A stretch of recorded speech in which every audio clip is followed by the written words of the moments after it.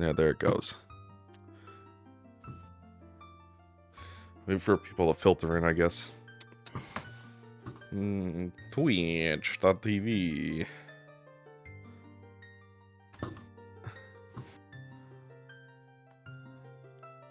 Smack my bitch up. Once again, RZ starts out with all of the profanities. You gotta know the song, right? Why does it say session 2? I changed it. It should say session 3. Why does it keep Oh doing yeah, it that? does say 2. I know I changed it.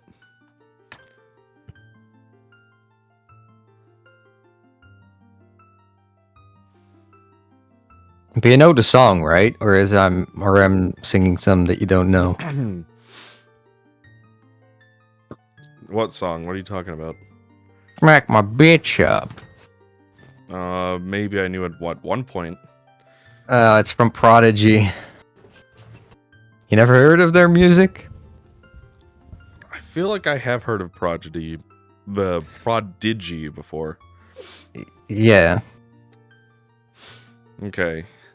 Because you, as the music connoisseur, would know, right? Who's the music connoisseur? Sorry, I'm trying to... Oh, me?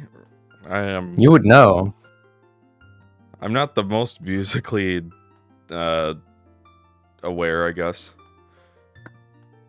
More than I used to be, certainly. And that's because of Sonic Forces. Well, you're like the only person I can talk to out of the bully group That's who has true. like a broader understanding of, well, a broader like Oh, what TGX knowledge of music. Well, TGX too, yeah.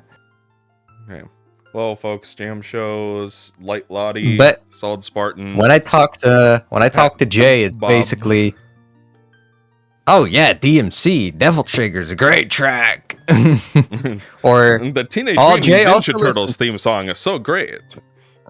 Jay also listens to AC/DC specifically a lot for some reason, but I don't really like. Well, I don't really care for AC/DC. Where our last one ended. So Joan Will, I think when I cut things off, we had just finished. Oh, I should probably get the checklist out. I had just finished the Gerudo Training Grounds. Finally, I don't remember what I got. Yeah, and you've also done the child portion of Spirit Temple where you found Din's Fire. Right. Yeah, that's when AJ showed up. Yes. Checklist, the Kaizo Seed. Okay. So I guess I could start by finishing the Water Temple. Because I should have everything I need for that now. Let's see, so Water Temple is the Spirit Temple entrance. Alright. Yeah, so let's just go ahead and get started, I guess.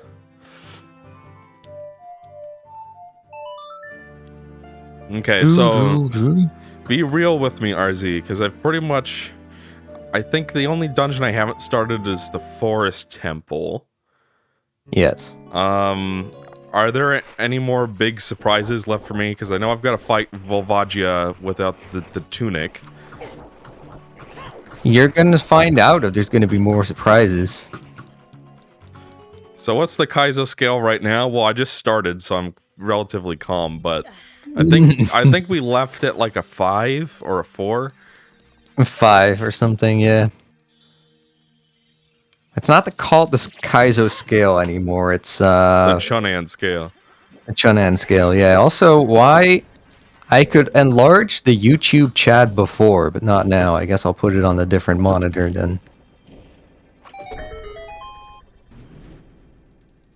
The one I don't know if you have a 4K monitor, right? Yes. I clipped through it. Excuse me. Bless you. Yeah, I have 4K at 100%, and I can generally read it. But if I'm reading chat, it can be a little like small. Yeah. But every time that somebody sees my monitor 4K 100% scale, they're like, "How can you read that?" I'm like, "I don't know. I just mean, can." Like, I don't know. yeah, I have Especially a. for editing, it's really nice to have all that like It real is, but estate. personally, my eyes aren't good enough for that. Do you wear glasses? No, Okay. not at all. And every type of glasses I've tried, I mean, granted, it's different for everybody, but every time I've tried one, it's I always get like it always gets more blurrier, or maybe it barely makes a difference, like it gets slightly blurrier, but I've never actually had the idea that anything got like sharper.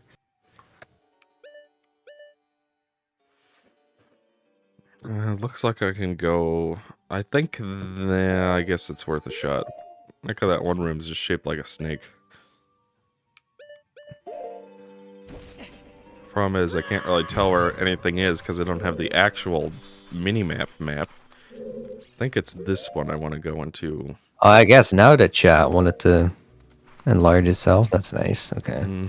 Adexo, this is the greatest game of all time. But actually, it's not good anymore, but actually it is. Yeah, welcome to Modern Games Critique. Oh, I went the opposite way. Okay, that's confusing. I guess the door into the central pillar is on the opposite side on this floor. You were saying?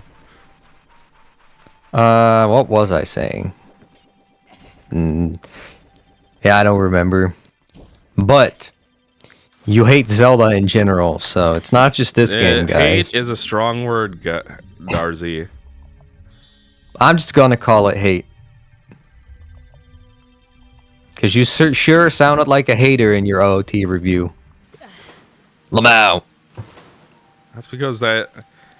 Like, I legitimately... If you people in the chat, if you love this game, like, unconditionally... Oh, I see, they shrunk the block that you push and put it underneath. They put the same texture on that. Yeah. I didn't realize that. If you genuinely love this game, more power to you. I personally don't see the appeal. Like, still. I find this game boring. It just feels Except when like... you're playing a Kaizo seed. Well, that certainly makes it less boring in a frustrating way, I suppose. Okay, and then I can't do anything in here because of... There's clearly chests in here, but I can't get them. Because I'm sure Morpha's gonna drop the iron boots. Do I have the boss key? No, I don't. No. Okay. Now the monkey's back there meowing at me. Looks like I can go through that front entrance, which is opposite the entrance of the dungeon. Okay, yeah.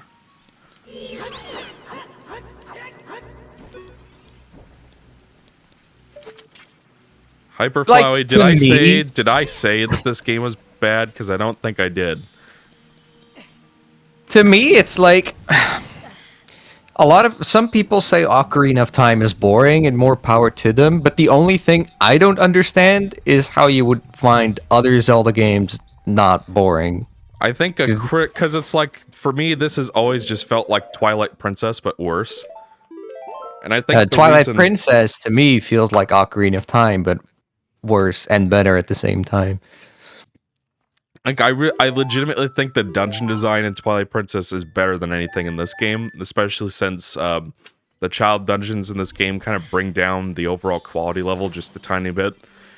I agree that the dungeons in Twilight Princess are better, but the overall stuff is not way worse, but the pacing of Twilight Princess is really bad compared to OOT. But that's not something I really realized until I got older. Mm-hmm. Okay, but I don't know, why would Wind Waker be like a really fun game if you think OOT is boring? I just don't really get it. Well, that game has its own problems with the sailing and stuff. And I don't think the dungeons are quite as good. Like, it doesn't really pick up until the Wind Temple, really, but I kind of have residual hate for that dungeon from my childhood when I was young and dumb. Oh, and that game has a problem with the fucking Triforce shard quest. Yeah. Which was just awful. I don't know how Jay could possibly like that shit.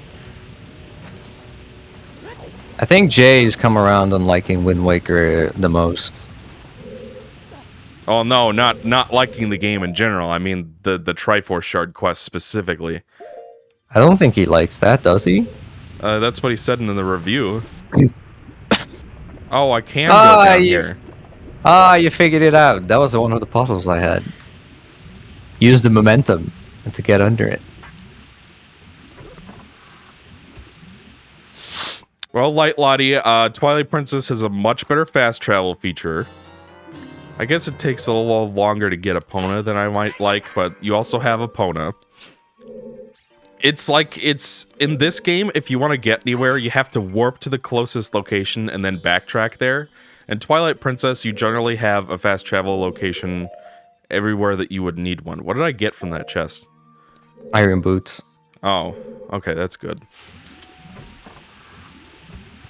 But for Twilight Princess, I understand why people don't like it. I get it.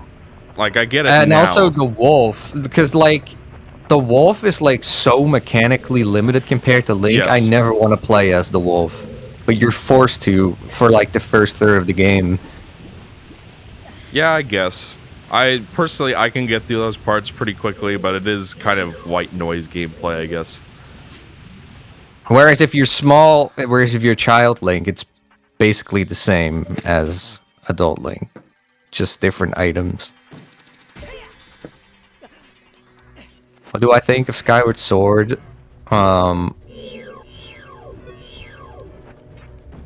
It's been so long since I've played Skyward Sword and I never finished it, so I don't feel comfortable talking about it, but I will say, from what I did play, it's like the logical extreme of the problems that I do have with these games. But I'm sure the dungeon design is good.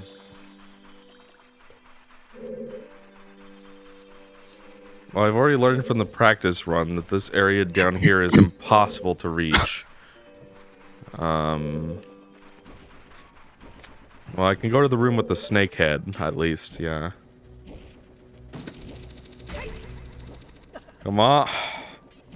Come on! Howdy, it's just stopping by. P.S. Benjamin hates your channel. Please read this. I know who Benjamin is. Yeah, who the fuck's Benjamin? If you're playing the Wii U version, Ronald, then it's like literally a second to transform back to a human. But that is kind of a weird thing that they had to do it like that. I mean, the big difference for me, and this is probably just a me thing, but like the people in this game don't feel like people. They feel like character models standing around repeating stock animations, which takes out a lot of the impact the story could potentially have, because it doesn't feel like there's a real human in this game. Especially because of how they translated some of the dialogue, like Queenie and stuff like that. It just hasn't aged well, and that to me does affect my enjoyment, because it is an adventure game where the story is something of a focus, at least. Whereas Twilight Princess, it really does feel like there are actual human beings in it. I think Zelda, for some reason, I think it's kind of lame that it always, personally speaking, I know probably not everybody agrees, but I think it's always kind of lame that they never went with voice acting until Breath of the Wild. Oh yeah, that's true, Ronald. I don't know why they had to make it like that. It is dumb. But what do you think of the fact there's no voice acting? Well, I understand it for OT and MM, well, but yeah. If it was in this game, it would be in the lowest of low quality, and the actual acting would probably suck. So yeah. it was probably for the best, but like, I don't know why Wind Waker, Twilight Princess, and Skyward Sword couldn't have had it. I guess it costs money to do that shit, and a lot of a lot of games at the time included voice acting just as out of obligation, I guess. Like they felt like they had to do it, and Yeah. sometimes it was good, and sometimes it wasn't. Mhm. Like I don't know what the quality of voice acting is in iNinja, for example. That's a game that exists. Where is the? Okay, I keep going in the wrong door because everything looks the same. I don't know why it is that they couldn't put like some signs up. One thing that with Just like a symbol on the wall that makes it clear, like, oh, I'm looking for the door that has the single dot above it. One thing I've argued before, but people gave me pushback, is that I've always found it weird that Link is like a silent protagonist. But I guess because it's such a Zelda tradition that people don't mind, but I've always been like, why doesn't that was he the talk? most significant pushback I saw to putting voice acting in these games. Was that like, no, we can't have Link talk, even though, because like that's the thing, they like to have their cake and eat it too, where it's like, well, they give them him expression, so in some way he is a character and he's not you, but then he also doesn't talk, because I'm just thinking like, well, Link is like not happy about the fact that fucking, what is her name?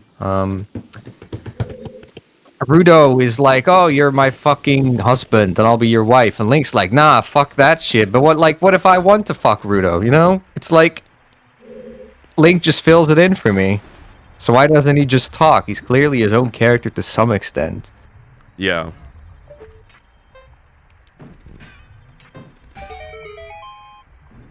Come on. I think Link is meant to be the player doesn't work because he does express in some capacity. Yeah. Precisely. And I also don't really get it with fucking Jack. Jack 1. He clearly expresses and has his own character, but then he doesn't talk because he's supposed to, like, be a reflection of us.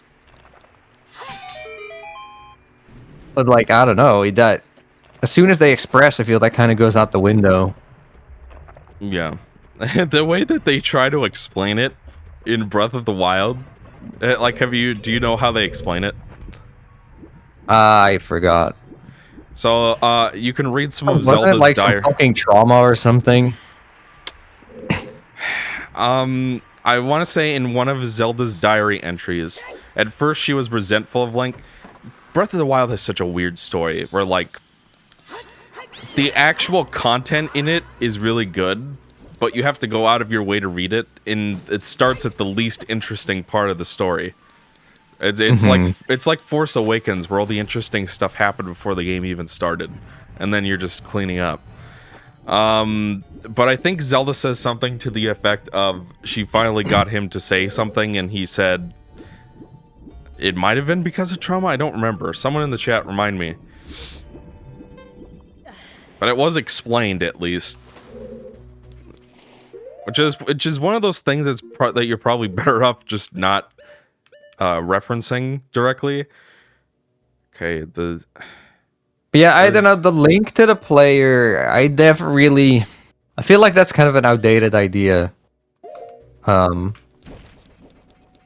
like, well, at least Wind Waker, Toon Link, he expresses like quite a bit, but also at the same time, I definitely don't feel like I'm Wind Waker Link with the way he fucking like jumps about for joy, and you know. Yeah. I don't feel like I'm the one doing that, so I don't know. I don't feel like Wind Waker Link.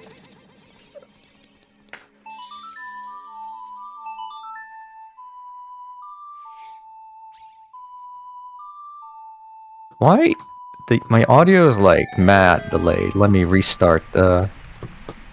I think part of the problem is that as a player avatar, Link never really. It wasn't really until Triforce Heroes that I think you could actually customize his appearance.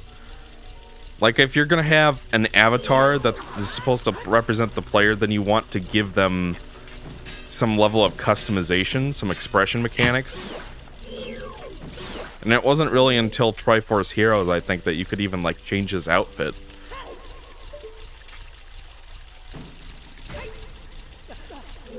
And the fact that you also can't play as a female Link for some reason. Like, what if you're? Yeah, I mean, what if you want to yeah, be I a woman? agree with that. Yeah, I mean, in Dark There's no Souls, reason that Link yeah, can't be female because each game has a different Link. It's a different individual human. yeah, I mean, yeah, like, but RPGs and stuff actually have like allow you to make your character look the way they do, and they don't actually talk and express. Yeah, I mean, I guess there's a character like Chrono from Chrono Trigger that's kind of a silent protagonist type. But what they do with him is weird too, because during the game he dies, and then you have to bring him back. Spoilers! Wow. What? I would have figured everybody played Chrono Trigger by now, but well, I guess there not. might be somebody in the chat who still wants to play Chrono Trigger, and there's a fucking bombshell of a spoiler. I can't tell if you're japing me right now or not.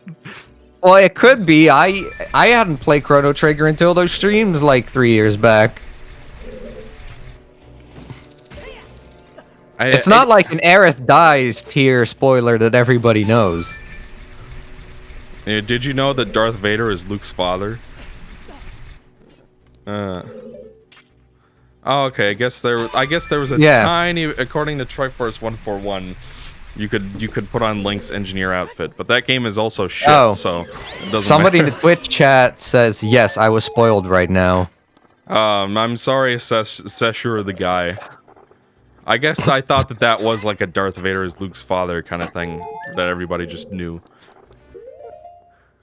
No, it's definitely not an Aerith or Dark Vader type spoiler.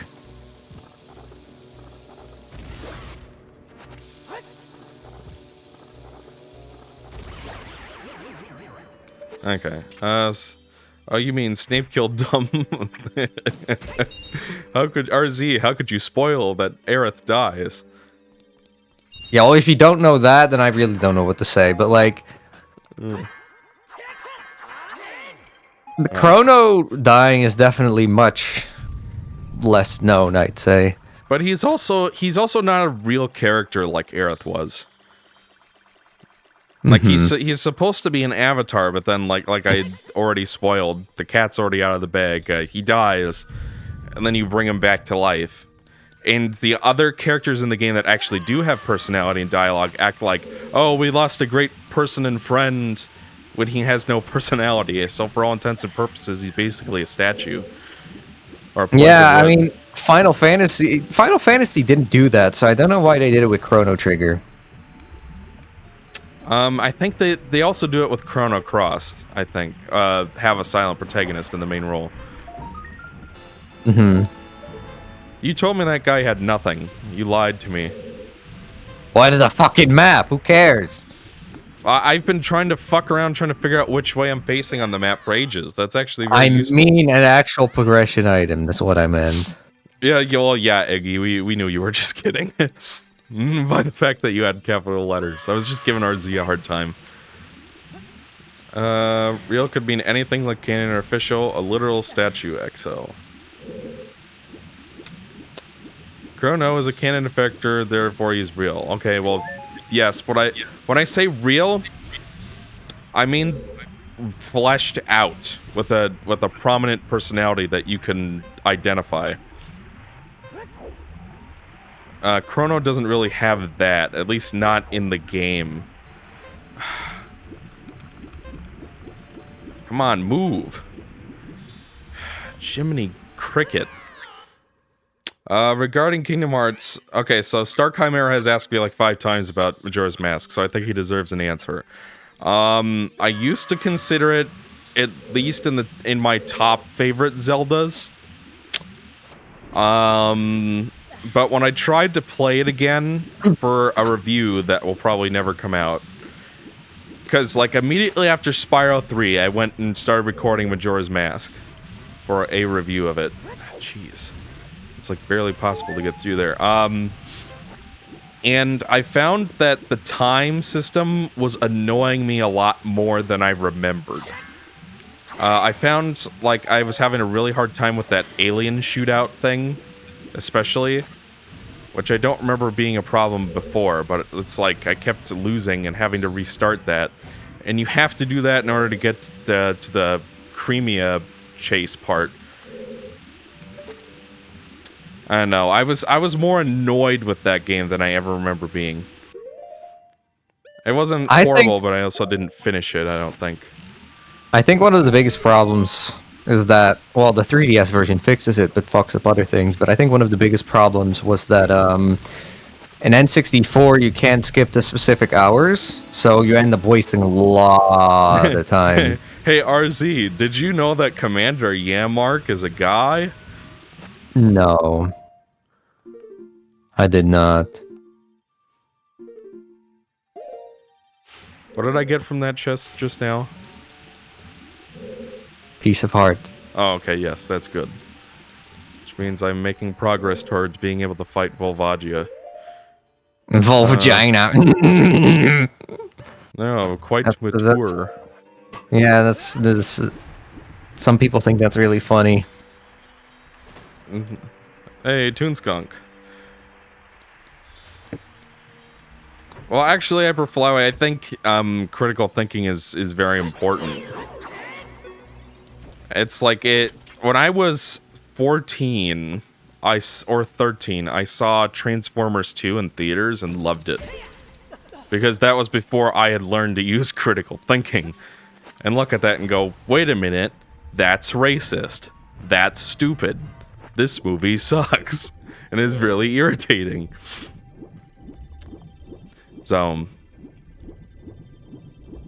I think that if you can't appreciate, because it's like there's something to be said about something that's just fun in a non-intellectual kind of way. That's a real thing. Yeah, well, I assume the movie Dumb and Dumber is not exactly a one you'll watch because, like, it's really intellectually stimulating or anything. Well, I mean, that's a literal screwball comedy, pretty much. Come on. I'm gonna drown. Been forever since I've seen that. Dumb and Dumber. EXO plays OOTR featuring Beavis. Did you all know that Samus is a woman? Hey EXO, I've been missing you lately. Glad to see you stream. Well, thanks for joining, Jackie Chan. You know, another problem with Majora's Mask is you have to be into fucking fetch quests, basically, because if you're not, well, it's what most of the game is. Besides the dungeons. Extend my breath time by doing this. I don't think so. Nope. But the timer didn't start until I got down there, which is a step up.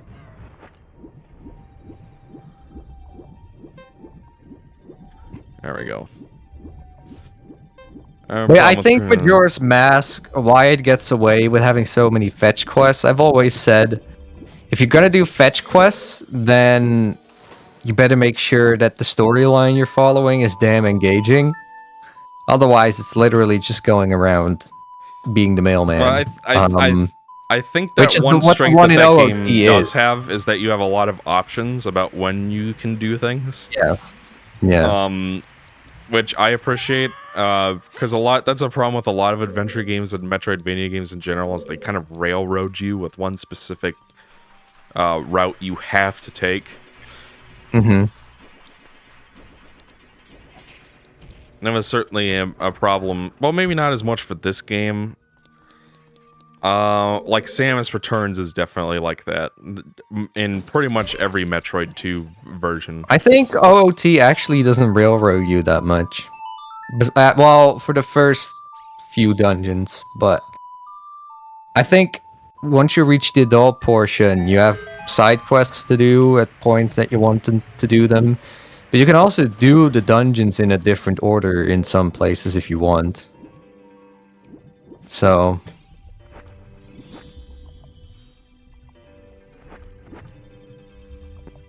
But I do think Majora's Mask and OOT both make a mistake where they do railroad certain dungeons for no particular reason. Like, why could you not do the Zora section of Majora's Mask before the Goron section? It's not like Don't think the Zora dungeon really needs anything. Well, I guess the fire arrows, but they could have easily, like... RZ, I don't know, how the hell am I supposed to do this? That's up to you to figure out. Anyway, what's I gonna say? Yeah, like OOT, for example, why can you not do Jabu Jabu's belly before the Dongo's cavern? Like, why not? I don't know, there really For is some reason, the game... For some reason, it railroads you into doing 2-3, when it could have also just been 3-2. I mean, I get why the Deku Tree is the first one, obviously, but I feel like the other two you should have easily been able to do in the order you want, which they do in some adult dungeons, but then... Like, you can do all of the water temple without the bow, except for that one fucking part where you were just now, where you have to shoot the eyeball to open the door to progress. So... You can do the fire temple first.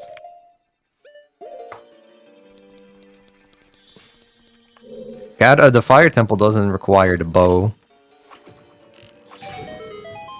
Yeah, I personally get why people wanted a game like Botwa. But we already had it. It was called Link Between Worlds. It was called Skyrim. LOL! Because that game has even more expression, and it also has actual dungeons in it. I'm so dead.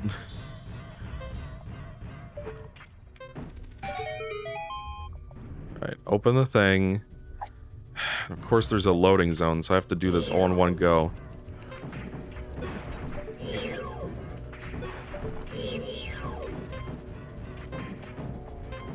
I just straight up don't have enough time to do this, RZ. I think you're missing something. You want me to come back with 5 hearts, don't you? No, I'm leaving it up to you to find out. I guess just get good. Me? Oh, it was my grandma. Oh, the fucking fairy, of course. Damn, it took you long enough.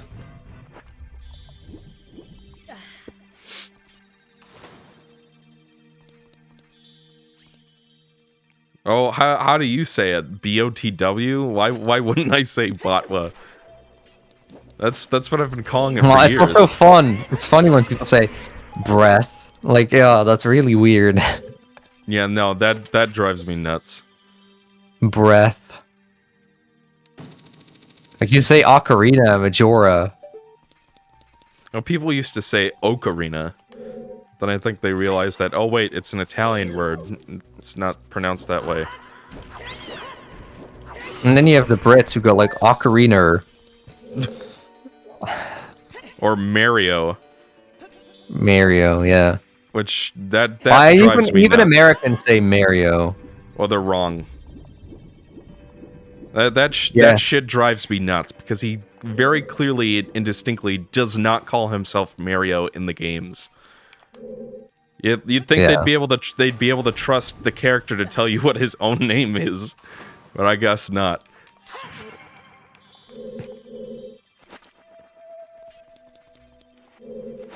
That's true. I used to pronounce also differently, but at least I was pronouncing it phonetically, so you can kind of understand. How did you used to say it? Also. Like I pronounced it phonetically, but it's supposed to be also or something.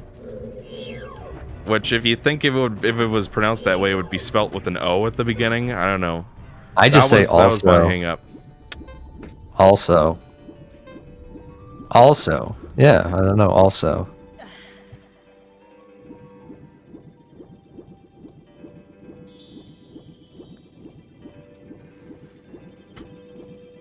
Okay, so I need to find a fairy.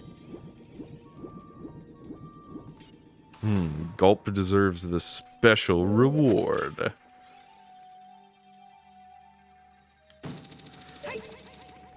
Alright, I guess I'm gonna have to leave the dungeon and find a fairy. Lord knows where I'm gonna find that. I don't know, there's fairy fountains all over the game. That doesn't mean I necessarily remember where the ones are that actually drop fairies. I think there's one in the graveyard. There's one in the where the Minuet of Forest spawns. Okay. Lamau! Can I please see? Is it too much to ask to be able to see in this game? Jeez. Okay. The Minuet of Forest. Okay, Jesus, how long have you been going at the seed? What kind of batshit insanity did RZ concoct? I'm going to allow this comment, which was tagged as Autobot. Automod. Let's see. Alright, I think you mean it's this one. It's up there. No, it's up there. Yeah.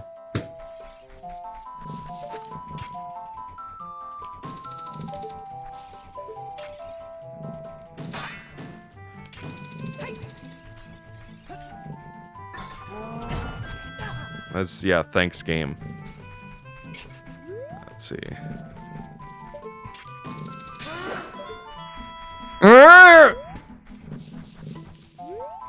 I guess these guys don't go away until you beat the temple. Which I haven't... I believe they never go away.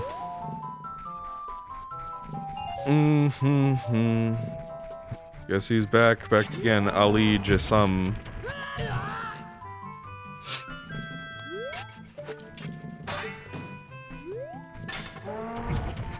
I very clearly saw him turn around. Like, come on. Are you kidding me? I can't hit him with arrows? Why? I can hit him with the hookshot, but not the arrows? That doesn't make much sense. Whatever. You have to face the exit, ZL target, then swim out.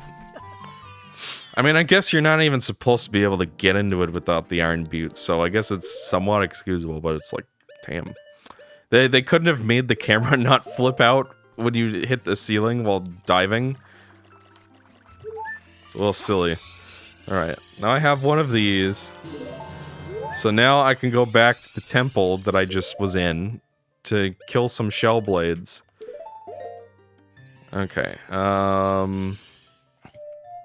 There's actually a fairy in the temple itself, but Lamau. Well, yeah, but it's not like I knew where it was.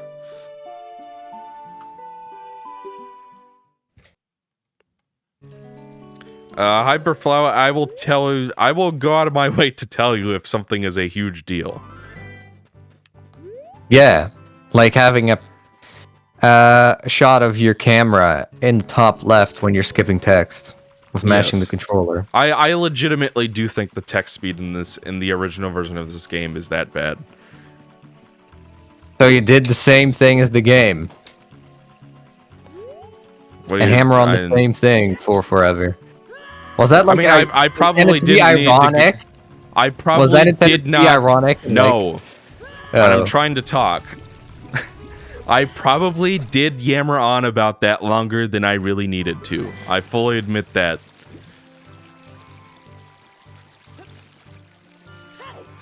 I probably could have left it as it's a huge pace breaker, and it's something that only gets worse in repeat playthroughs. The end. I think you got a lot of flack for that, or do I misremember in the comments? I'm sure I did. No, you just don't read the comments anymore at some point. Yeah, I mean, I don't blame you.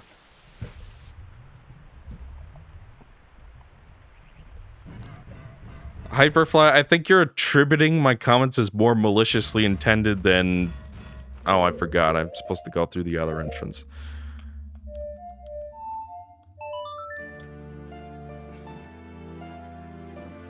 Was it really 7 minutes? It could have been. Because I don't remember it. I don't remember it being that long, but I'm... Oh, I don't think I went in that one. That hole there. Might as well do that real quick. I probably did not need to go on about it for 7 minutes. But I do legitimately hate the text speed in this game. That was not made up. Laugh now. Le TWIP. We just got twipped in reverse. Yeah, you got opposite twipped. TWIP, you just do it on purpose now. Well, now that you've made me aware of it, hell yeah. Now it's my thing. How about we just kick you from every server if you keep doing it? Well then you would be twipping. Why? If we warn you in advance, it's not twipping. It's the opposite of twipping. But then it's boring. That is not exciting. Gotta keep you on the edge of your seat. Gotta keep you on your toes. Yeah, whatever you say. You're fucking impossible. You're just rude. The rude sandstone. That's actually a pretty banger song. Like,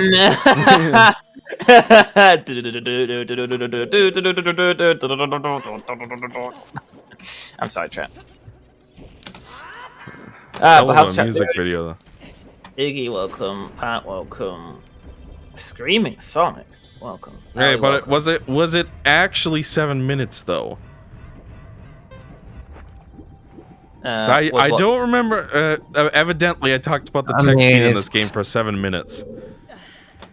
I'm going to agree that it was too long, whatever amount of time it was, but I don't think it was 7 minutes. I mean, it's easy to fact check this. Which I'm not gonna do right now, but yeah. Yeah. I understand people thinking I went on too long about it, but it was still like a thing where like I don't know how that text speed was ever acceptable. People were trying to tell me people were trying to tell me like oh, it's the same speed as people talk, but I'm just like, if someone talked that slow, don't like that, I would be concerned. Hello, Link. Welcome to Kokiri Forest. My name is Saria. Like, that's the kind of speed they'd be talking at. I just think that Exo doesn't understand game design or game development. And he should get his facts. Alright, thanks, Iggy. Oh, wait. Okay. See you later, Iggy. That was a joke, by the way, chat. I was not telling Exo. Come on.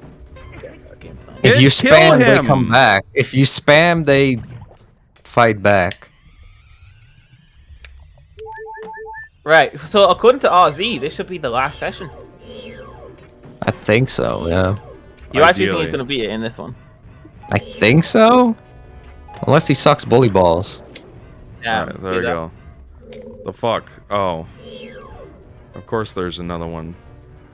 RZ said you got him! Alright.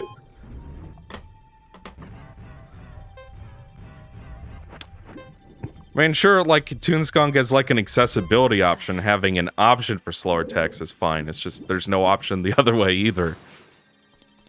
Like, personally, I can read through text at lightning speed. So that's kind of why that's why it bugs me so much that it's so slow in this game by default. And it wasn't that bad in Link to the Past, so I wonder why they changed it.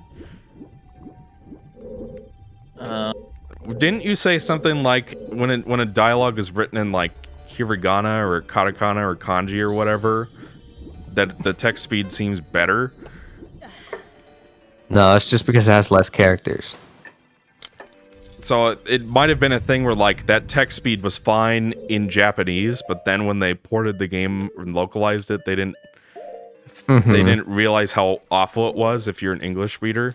Damn, that'd be like a Sonic Adventure 2 situation right there. Love that. Sonic Adventure 2's problem is the opposite, where everything's too fast. Yeah, the opposite. Yeah. Blah, blah, blah. Which is my preferred of the two evils. Texting me instantly summon in Majora's Mask so they learn from their mistakes. Yes.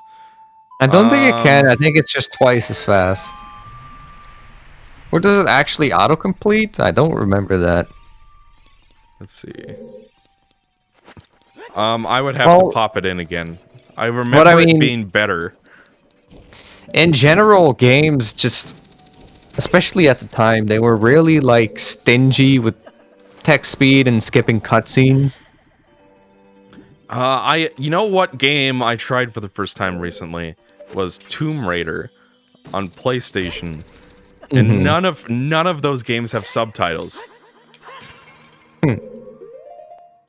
Which I was kind of shocked to see, because like, I mean, I guess it's different now, but I remember like the Reignited trilogy getting shit for not having those.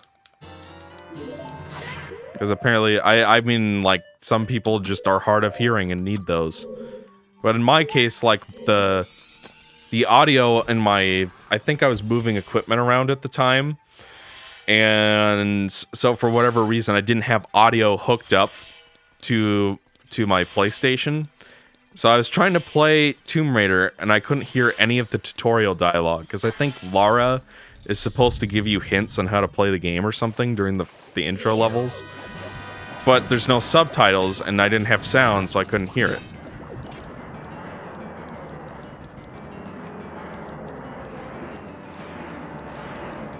Alright. I think we can all agree nowadays that it should be standard that you can pause cutscenes, watch cutscenes back, and skip them. Yes. It's also fucking annoying when you can't pause cutscenes, because you'll be playing MGS4, you need to take a massive shit, but you're stuck there for an hour because the cutscenes are just too fucking damn long. And it's one of those things where, like, if you press start to ostensibly pause them, it skips it. And they don't give you, like, a confirmation prompt. Do you want to skip this cutscene? No, they just fucking skip it. You just gotta deal with it. Which is just awful. It's missing what we designers call a confirmation of destructive action. Yeah, you can trap Morph in the corner and nuke it, which I tried to explain before, but I don't think I'm sure it's faster, but it's... Expo just does it the way he's comfortable. Yeah. Like, trying to jerry-rig him into a corner sounds like a pain in the ass. So I will willingly take the L and admit that I'm doing the less optimal strategy for this. I definitely saw that hit him.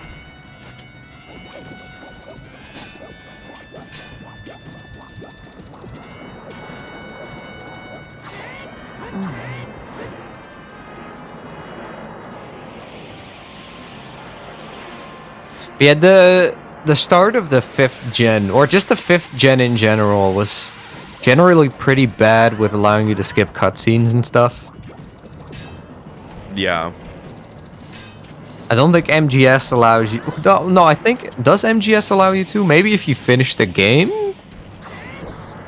I think you can skip cutscenes in that. Okay. Like, I know you can skip cutscenes in Jak 1. Yeah, that game also barely has any cutscenes. Yeah, but you still can't skip them. Oh, you mean can't skip them? Okay. Yeah, you can. So it's like... For every... No, what how does Jak 1 start? I could swear I have the monologue, but... It's like... What? It's on the tip of my tongue. Like... Even the rocks do not recall, or something like that. Even the rocks do not recall. That is completely fair and reasonable, Coopage. Yeah, in case it wasn't unmistakable, there absolutely should be subtitles in every game. That should be standard. You can skip or speed up text in MGS. Okay, so I guess Iguminius is watching my old review right now, and I said that. MGS 2 and 3 had skippable cutscenes on PS2 IIRC. Yes, you can skip them, but there's no confirmation prompt. Like in Twilight Princess, if you try to skip a cutscene, what will happen is a little prompt will come up, basically asking you to press the same button again. And so you have to press it at least twice. So you have to be purposefully trying to skip a cutscene in order to do it. Iggy, what you're saying is right. It's something like... that my father's fathers failed to find. Who were the precursors? And why did they vanish? Even the rocks do not recall. Exo says as he picks up rocks. Are you gonna do a roar and fire red or leaf green? Or heart gold and soul silver? So here's the So when I originally announced those Zelda or those Pokemon videos, it was going to be a collab with my friend Haydox. Which was something that both of us were actually really excited about. But then we got to a scenario. Let's see. Did TWIP clip us again? No, I'm still here. Okay. Let's see, we wouldn't be able to tell if you hadn't sent it something just now. I didn't know what to add to the convo. I'm sorry. No, that's completely fair. Let's see.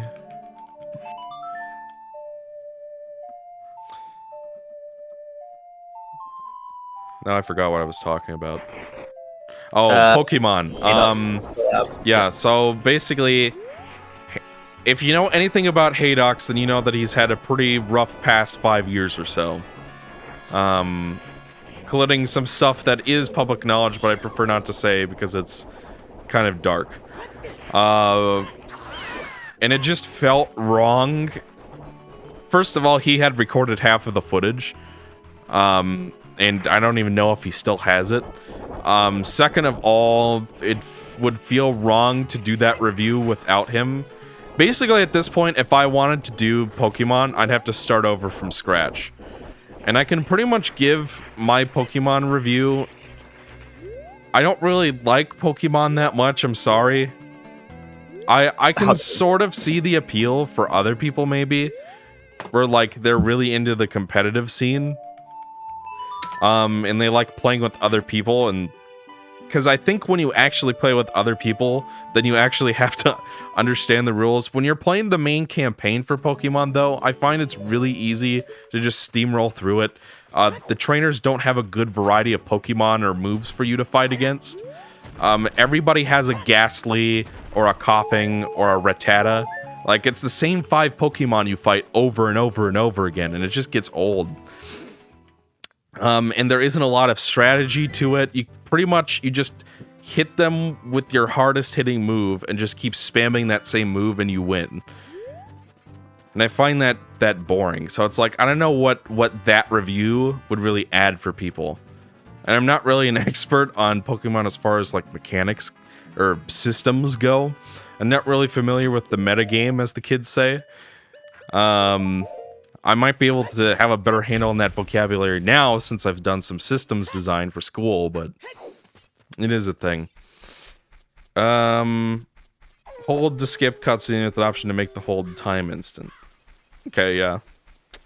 I bought a copy of you.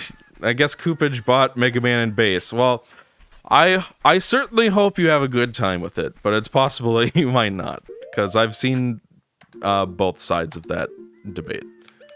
I do think in retrospect that I was too kind to King Fortress Stage 2. Because that level sucks. But I will defend the rest of the game. For sure. So. I've never finished Mega Man and Base. So. How far did you get in it? Not that far. I remember there was a stage. Trying to remember. I think it's been a while. Probably like 4 years ago, 3. It's a stage where you can fall into a pit and enemies jump out of the pit and they fucking kill you in an instant, even though you can't see the enemies coming. It was one of the 8 stages, I'm pretty sure. So I think that's a section in Astro Man's stage. Let me check real quick. Because if I see the stage, I can easily. But to me, that was easy. You just wait for them to come up, shoot them, then jump over the hole. Astro Man stage. Mega Man and Base. And I think if you're Base, you can just double jump over them. King Jet is greater than Copy X. That is a hot take. Oh yeah, it was Astro Man. When their fucking things come out of the glass or whatever. Or whatever it is, it looks like glass. Oh, the TV no, screens in the background. No, it's a TV screen. Yeah. I remember dying a lot to that part, but.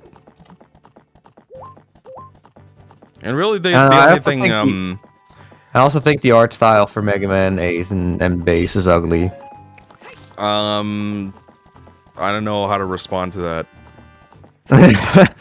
I just don't like the sprite or the animation. The way Mega Man walks is really awkward. I guess. I'm trying to find one of the big poses. I think there's one by that tree.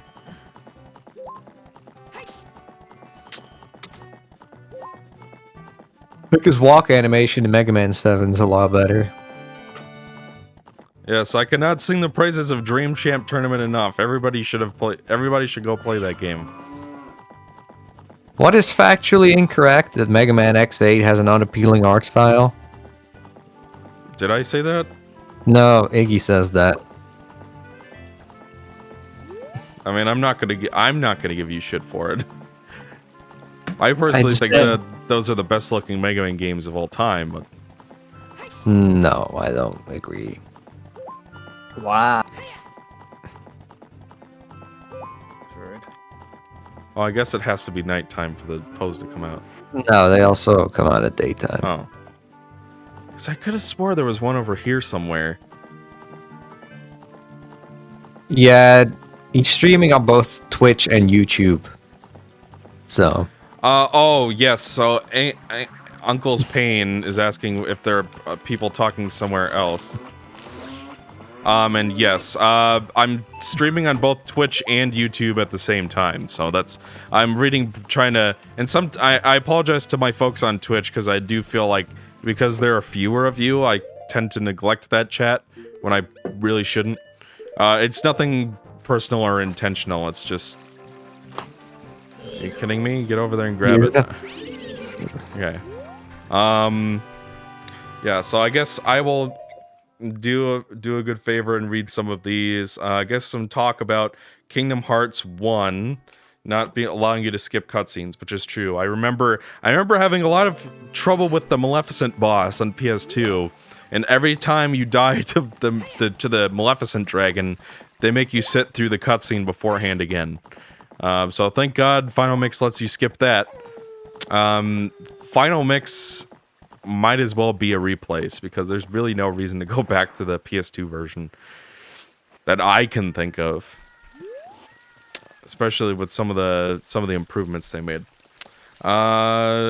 Lead me to Everlasting Darkness. Oh, I guess Light Lottie didn't know that I was on Twitch as well because he just followed me on Twitch. I somehow could never get myself to play Mega Man Base more than once. I do wish they would release it on some of the collections and new platforms. Feels like it's sort of forgotten. I really don't know why they did not put Mega Man and Base in the Legacy collection. Because it's like, they put the later X games in a collection, and those are worse, so I don't know why. You have a hate boner for X, so... No, like, the first three are good. Alright, I haven't played 7 or 8, though. But well, evidently 7 you don't horrible. have to. So, I mean, what I'm saying is that 8 might be good. I might like 8. X8? Yeah. I doubt it. I think X8 is really overrated. And I have no idea why. It must be because it came after X7. So, Coopage, usually I do have the chat boxes in the stream, usually. In this case, I can't because I have to put the item tracker up. That was more important, I guess. And if you watch the VOD on YouTube, I know it comes with the chat at least. I don't know about the Twitch side, though.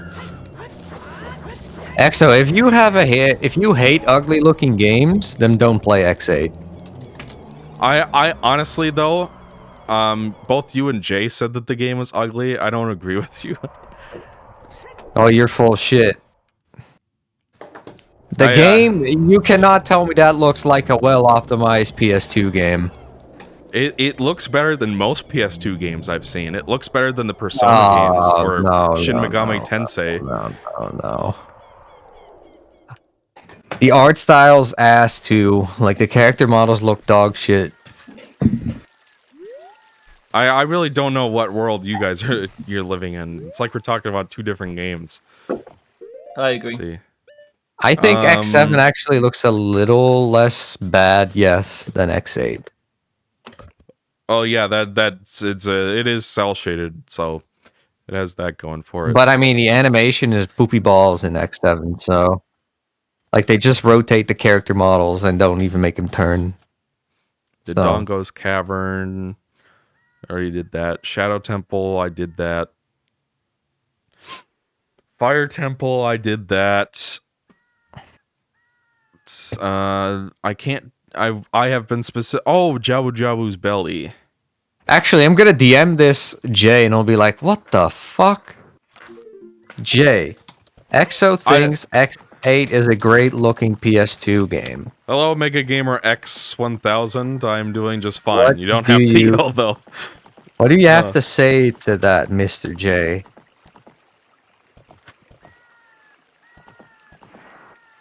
Jay versus Jay's typing. You're right. Thanks, Slight Lottie. I heard that is an Exo take, Lamau.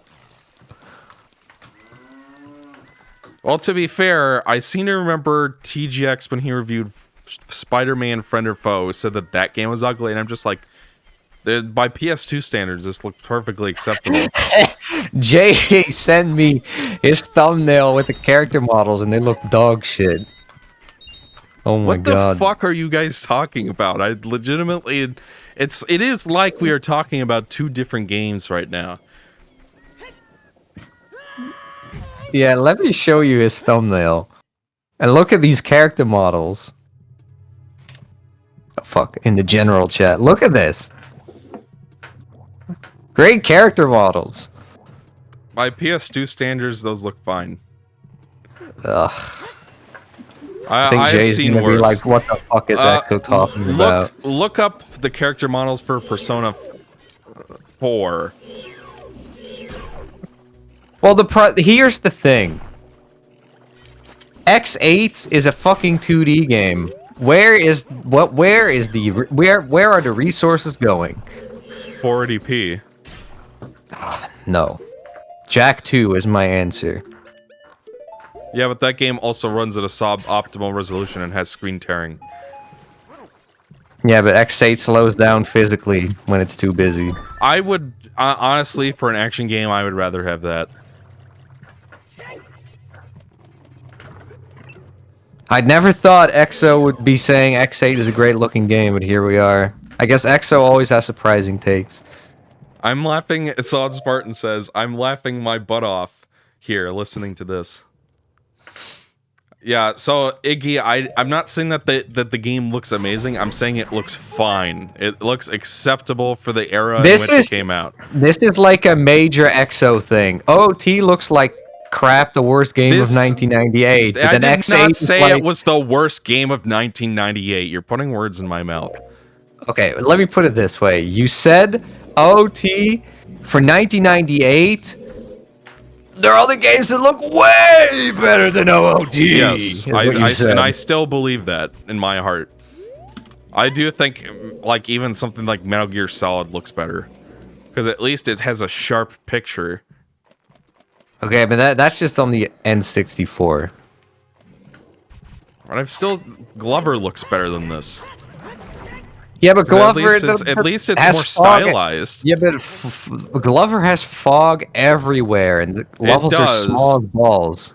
This game barely has any fog. Yes, but the trade-off is that it looks ugly.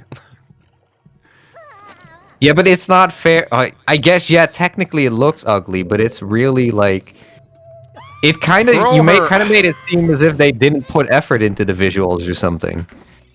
Then you're just reading something I didn't intend, because I'm sure they tried their best, it just didn't pan out well.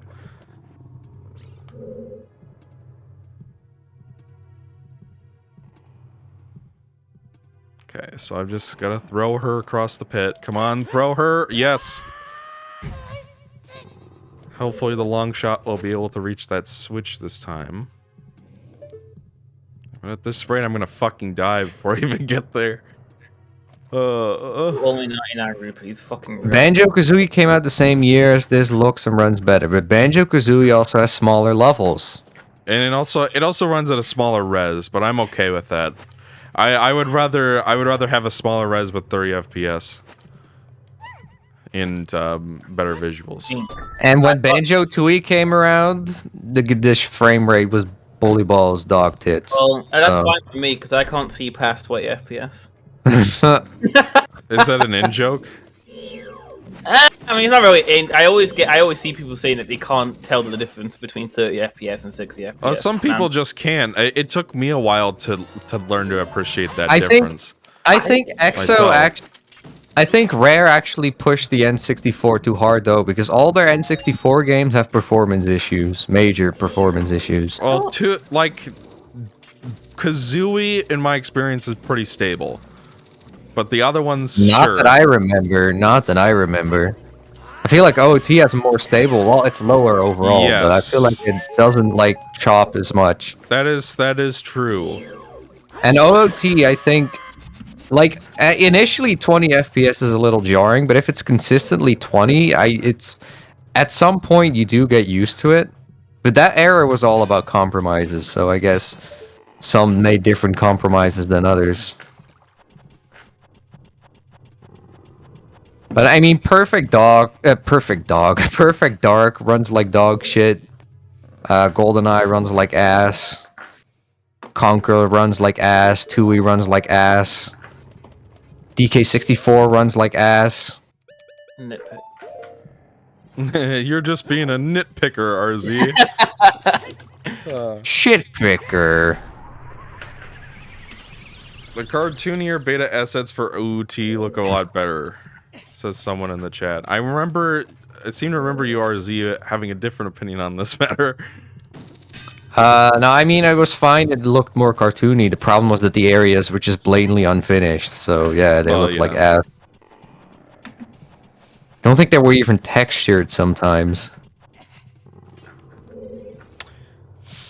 So, if you recall Toon Skunk, the reason I didn't give... Why can't I throw it in midair? Are you serious? If you recall, the reason I didn't give that game a replace was because I felt like there's some really blatant opportunities to make the game better that the game just didn't take. And my guess is they just straight up didn't have time or the resources to do them. But it's like, if you're gonna bother re-releasing the game, you might as well, you know, take every opportunity available to you. Like, there was no map. There was no ability to skip cutscenes outright. The fucking the first person sections didn't have modern controls for some reason, even though that would have been really easy to add. Oh, I guess I can hit it from here. Okay. Was that what I was supposed to do, RZ? What? Is that what I was supposed to do? I shall not say anything. Well, I've already done it, so you can just tell me. I shall not say anything. Bully. Alright, so now I gotta fight this guy. Wait, can I even beat him without the boomerang? No, I can't. Okay, then. So I came here for no reason. Yeah. So yes, no, it was not what you were supposed to do. I was just waiting for you to figure that out. Alright, good. Good luck with your work, Hyperflowy. Wow. Yeah, Iggy says, oh yeah, X8 also has performance issues on PS2. If this were real, Kaizo RZ would give his hints in Dutch. That would be funny if I did that, yes. Instead, you gave me some in fucking binary. Yeah, I mean, I already did worse than give hints in Dutch. I seem to remember, so creative username is citing Diddy Kong Racing as a game with good performance. It does not have good performance, especially for a racing game. Yeah, like I seem to remember it dropping frames all over the place. Now, CTR has good performance. But that was a PS1 game, so... Yeah, but it also doesn't teach you one of its base mechanics, that being the power slide. Oh man. I think the fucking Aku Aku mask does in the story, if I remember. I played as Cortex, and he might have mentioned a power slide being in the game. I don't think they tell you how to do it though. Because it's like, I think you hold one of the shoulder buttons and then go around the corner and then you press the other shoulder button to trigger the boost or something like that. Yeah. The game doesn't tell you that. Whereas like with Mario Kart, it's just like you press one button and then release it, which is a little more intuitive. So, Spyro 3 had bad performance. I'm trying to remember where, though. I can't remember, to be honest. As I remember it being a pretty rock-solid 30 FPS. I'm sure that if there were performance drops, whenever a performance drop happens, when I do a review, I write it down in the time code so I can show it later. I learned to do that after I remembered there being more performance drops in Mario 64 on N64 than there actually were. I had to struggle just to find an example, so I started writing down timestamps and stuff. I think it's time that we ban TWIP from the server. He TWIPed again. Like, is that... do we have any English people in the chat right now? Is that just normal in England? Do people just drop out of Discord chats? Or is that just a TWIP thing? I do hear, I don't know, this might be a generalization, but I do hear that Brits in general are a bit more cold. Like, less open. That could also potentially just be a stereotype, though, so I'm trying yeah, to... that's what I'm saying. It could be a stereotype. It's just one of those things you hear. Oh, I've never played it. I'm going off what I've seen. I've only ever played the DS version. Lol. Okay. Because, like, you also hear a lot that Americans are really friendly from, like... Well, no, seriously. Maybe relatively speaking. I don't... People who travel from Europe to, like, America say Americans are really friendly. I think it might depend on where you go, because I've heard that those... I heard that the East Coast is pretty rude, especially in big cities. Hmm. Like, because I live on the West Coast, obviously. I know that, like, certain parts of France are also really rude. The French have kind of like they think, well, that again is another one of those stereotypes that like the French kind of are like full of themselves as a country, at least. I can say that they take forever to serve food. That is definitely true. Yeah. Oh, TWIP is suddenly back. Okay, but what is forever? Because Americans are just fucking impatient when they come to Europe. I seem to remember we went to my dad, my brother, and I went to Paris once, and we went to a restaurant, and they basically, and it was like the seating area was underground. I think this was right after we landed. We either took the Eurostar tunnel that goes through the English Channel, or we flew. I don't remember. And we sat down, and we were waiting around for like 2 hours. Okay, that's not normal. Well, that's not normal, but like Americans complain if you're sitting in a restaurant for an hour. Yeah, personally, Really? I think that's too long. Yeah, you Americans are just spoiled, is what it is. Yeah, honestly. I think that's kind of normal. An hour. Yeah, an hour is normal. Yeah. Y'all are just spoiled. I mean, I guess it depends on what kind of restaurant we're talking about here. Well, if you're going out to eat with your family for a night, then I don't know. Yeah, an hour then I guess 1 hour is fine. But if it's like, if I'm going to like a McDonald's or a burger joint or something, oh, it no, takes an hour. but that's fast food. Yeah, I mean, McDonald's would probably take like, on average, I'd say like 5 minutes maybe. Well, I've sat inside a McDonald's like over an hour before. You know, if it's busy, obviously. I've never been at a McDonald's for an hour. I mean, you guys also have McDonald's around every corner, so... True. I think McDonald's kind of sucks. Not that it tastes bad, it's that when I eat at McDonald's, it doesn't fill me up at all. Here's a secret TWIP. All fast food is shit. Yeah, no, but I don't. It tastes good. I like the taste of McDonald's. No, but I I mean, all fast food isn't like not really fill Yeah, you. It's yeah, and that's why. not just McDonald's. It's just every. I mean, that's why I never eat fast food. It's simply because I'm still hungry. So what's the fucking point in eating? I hopefully I'm pronouncing this right. Thank you, Ankel Labena, for joining us today. Oh yeah, that reminds me of a store. So, you guys are both from Europe, so I doubt you're familiar with this chain. But there is a restaurant chain in the U.S. called Outback Steakhouse. No idea. And so it's basically like an Australian-themed restaurant that sells like grilled chicken, burgers, mostly American food, ironically. When I was with my family in Minnesota once, we went to an Outback Steakhouse in Bloomington, I think, and we were sitting around for 3 hours just waiting for a table. And that is the worst service I've ever had, where it just like seemed like nobody had their shit together. Mm-hmm. XCO, I think. Do you like 2D shooters? What kind of 2D shooters are we talking about? Top down, side scroller? I think it's actually like. Yeah, I tweeted about this before. I actually think it's kind of fucked up. Well, it's especially bad in America, but like.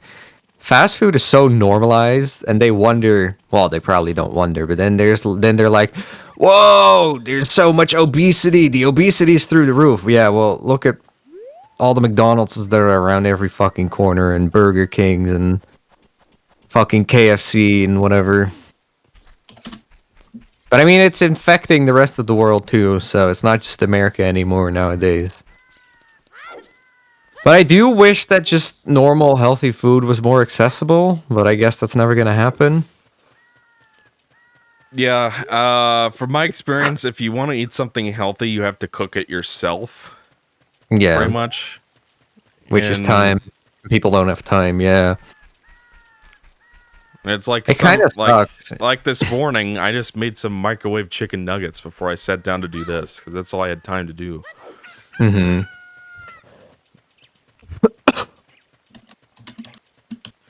Space shooters. So, hello, Nathaniel. Nice to see you here.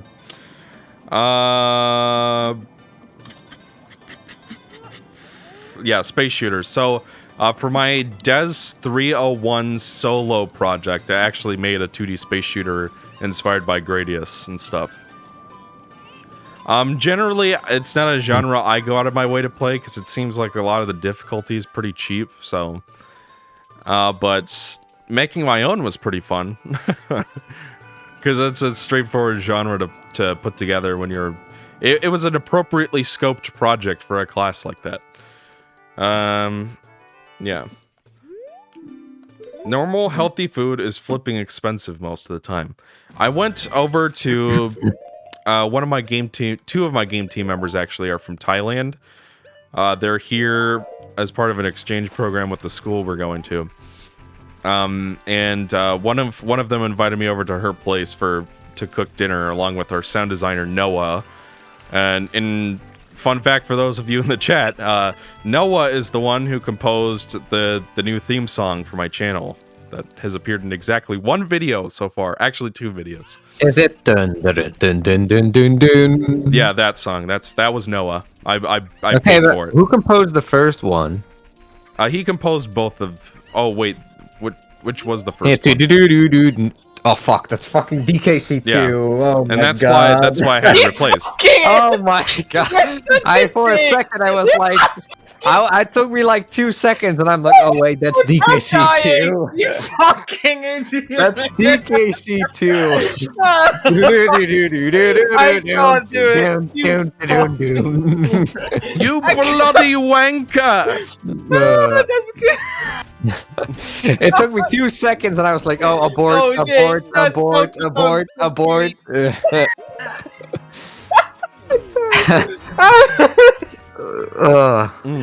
Okay. Whew. Oh my god.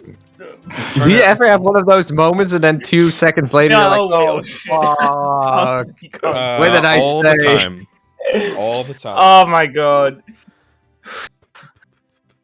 I'm trying to think of what I can even. Okay. So, RZ level with me. Spike walls, left chest in the Shadow Temple. Does that have anything that I need in it? Is that worth going back for? Do I really have to save you time now? I mean, if you don't want to answer, I guess I can't force you. Don't answer. Don't answer. I guess I can. TWIP, what do you think? What do you think, TWIP? I would not answer. Make it more immersive for EXO. Like, I don't know why you're thinking about that one. I really don't know why you're thinking about that one. Because if I were in your position and I wanted to make something that was deliberately annoying, I didn't want to make it deliberately annoying. I wanted to make it deliberately hard. So I guess what you're implying is no, there is nothing. There is nothing. But I don't know why I got the 10 big pose reward, right? Yes. Oh fuck! I just forgot to cross it off. Iggy, that's funny. Yeah. How do you explain DKC? Wait a minute.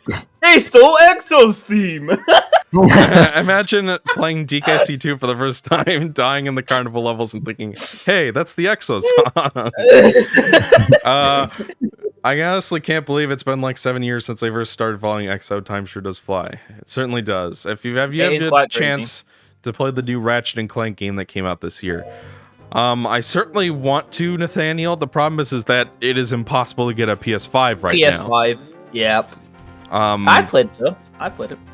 It really just makes me wonder why they didn't just delay the console for 2 years, because nobody can buy them because of the coronavirus. Because it would destroy all development companies currently working on their next. Yeah. It's not like anybody can play them anyway, so what's the difference? Like, maybe like 1 million people can play the games, which isn't a small number, but... Hey, he learns. He said I'll be right back. Oh, you can forget about getting a GPU for like 3 more years, I think. At least that's my estimate. I'm not saying that's a fact, but that's my estimate. He didn't give me anything. Is there another one? It has to be under the roof. Why? What difference does it make? Because that's when he actually gives you an item. But why? Who would think to try that? I didn't make the game. I didn't make the game, EXO. Don't ask me. Alright, I suppose. I'm kind of interested in game design. Can you describe your experience? I'm wondering about how much I can really say without giving away where I go. Well, first of all, the first place I tried to go to was the Art Institute of Seattle.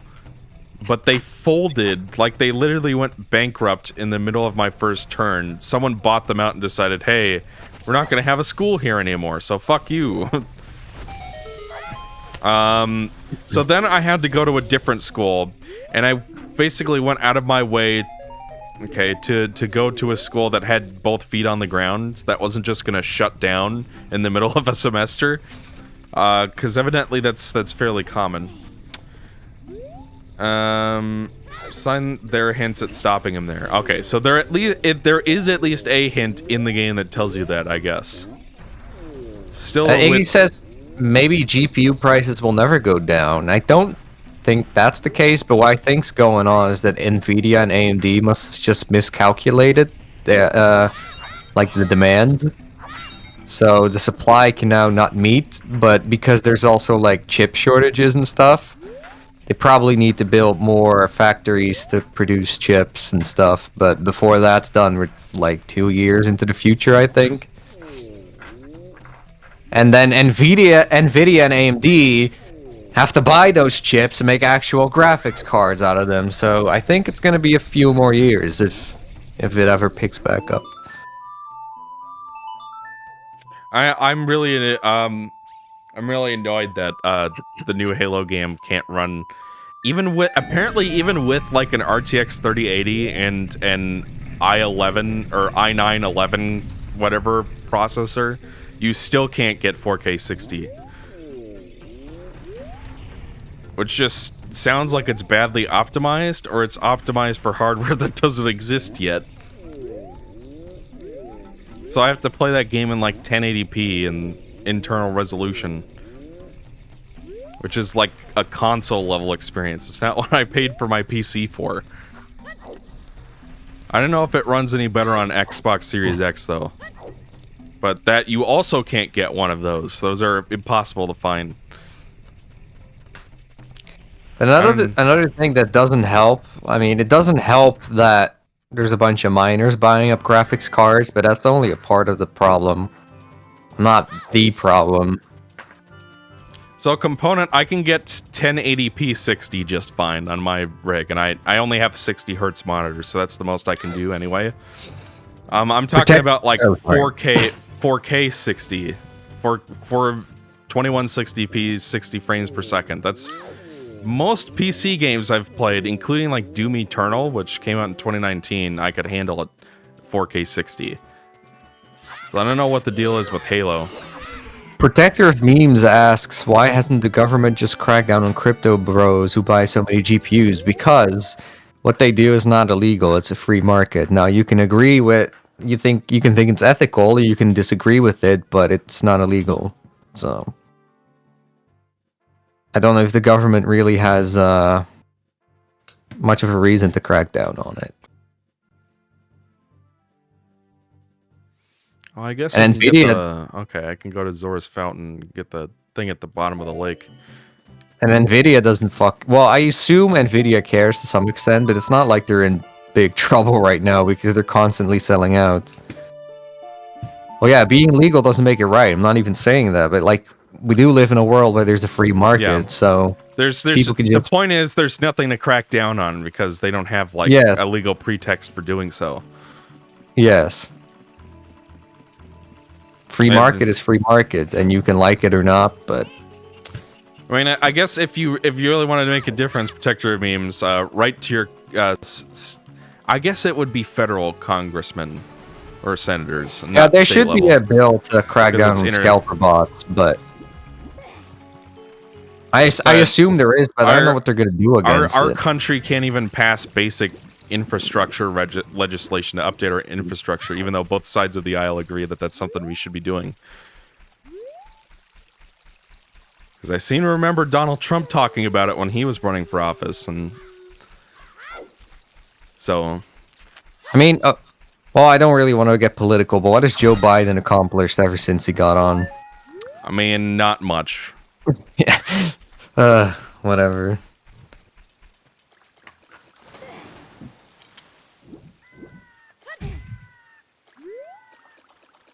I mean, there's a lot of hate for cryptocurrency in general. I think I'm not too informed enough to make a broad sweeping statement. All I know is that Bitcoin in particular is like really bad for the environment. But I don't know if the other currencies are. So what specifically about crypto, because like I'm not familiar with this. What specifically about crypto is bad for the environment in a way that a normal server isn't? Well, Bitcoin is just incredibly energy inefficient in like maintaining it and doing transactions. So that's why. It's like even something like YouTube has a back end that requires burning fossil fuels and. But I think the problem that people have with crypto is the fact that a lot of people view it as a way to losing my train of thought. A lot of people view it as a way to, as like a get rich quick scheme. But also, there's the fact that, you know, to mine, typically people leave their GPUs, well, at least the big miners, they leave their GPUs, like hundreds if not thousands of them, running 24/7 mining. Which, you know, that's also part of the reason why it's bad for the environment. See, NFTs cost more energy than what an average household uses daily. The blockchain requires proof of concept, which apparently requires more power than some countries. Really? RZ, look up the story of Squid Game Token. A bit eye-opening. Well, NFTs are just, I think even a lot of people who are involved in the crypto business I think there's even some of those who think NFTs are really cringy. Well, that's the thing. Like I was asking Because about this on. it tries to solve a problem that wasn't a problem. Because it's like, how do you put it? It's like digital art. You can perfectly replicate digital art or anything digital. Yeah. So why is there a need to have, it's pointless. Because with a physical work or a physical piece of art, it makes sense because you can't perfectly recreate it. And so if you have like a fucking painting that fucking, what's his name again? The Dutch, yeah, I forgot his name, but Rembrandt? yes. So if he made a painting, of course the value is raised because he actually painted it and not somebody else. Somebody else can try to recreate it, but etc. They can't make it exactly the same. Whereas with digital art, it's like it's just zeros and ones that you can replicate perfectly. So it's just really creating an artificial sense of value, I think. Yeah. Because basically NFTs means that you sell something, but then the point it's even hard to explain. Like you sell something with a certificate that it's the real thing, but to keep that certificate checked at all times, that's what requires power a lot. Was there a reason I didn't finish the Spirit Temple? I know you still can do it. You just did the child part and never went back as an adult. Oh, that's right. That's where we stopped, I think. Yes. Okay. Yeah. So that's why. Yeah, I really don't get why NFTs are so prolific right now, because like I said on Twitter, I've never seen a single person say anything positive about them.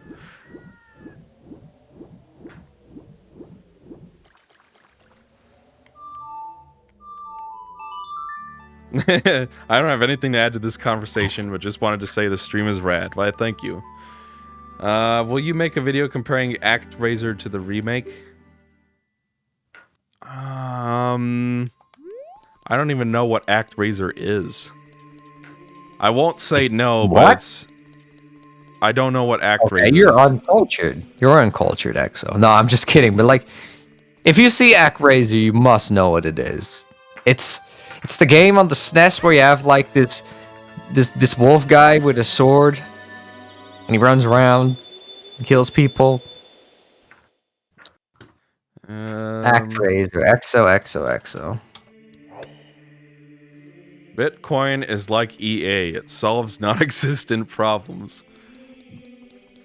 Are NFTs like Beanie Babies? People are probably only buying them because they think they'll be worth more in the future and sell for profit. Beanie Babies didn't turn out to be worth much. Oh, actually, it's not even a wolf guy. I think it's just a human, but I remember it looking like a wolf, but I must be mistaken.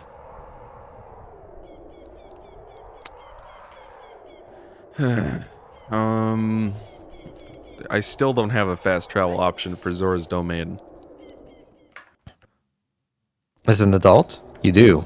Minuet of Forest.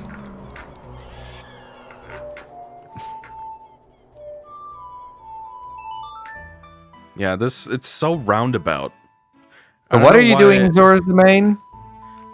I was gonna go get the thing at the bottom of the lake. Oh, okay. Oh, I'm supposed to be going this way. And I still can't get rid of Mido because I don't have Saria's song. Lol, Lamau. Which I don't even think really blocks me from doing anything, so I don't know why I haven't found it yet. Like, I get why you would want to keep Din's fire away from me for so long. No, you'll find out. You'll find out. Okay, I want to go this way. ActRaiser, a bit of combo of platformer and city sim where you were God trying to restore civilization and kill Satan. Seriously. Sounds kind of interesting. Yeah, ActRaiser is an SNES classic. Surprised you've never heard of it. I mean, I'm sure I've heard the name before, but I don't know anything about the game. Okay. Although the remake apparently is pretty diabolical. I haven't played it, but... Is it one of those cases where people are mad because it's 3D?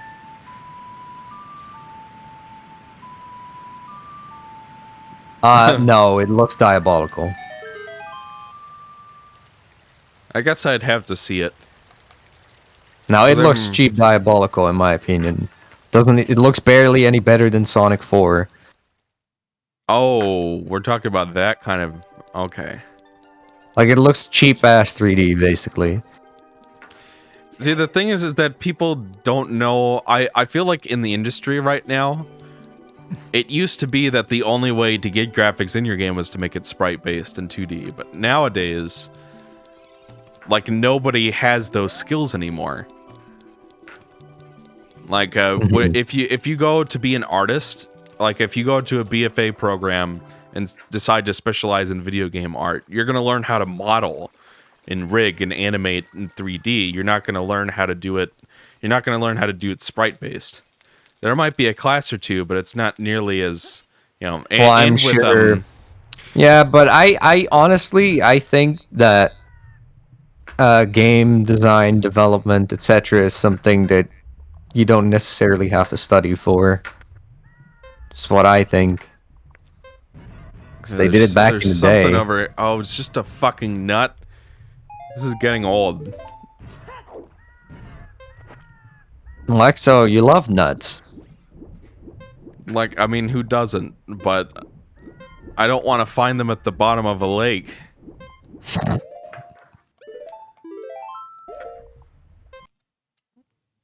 The remake looks good. It's just an intentional art style that makes it look like a 2005 game. I can't tell if that's a joke or not.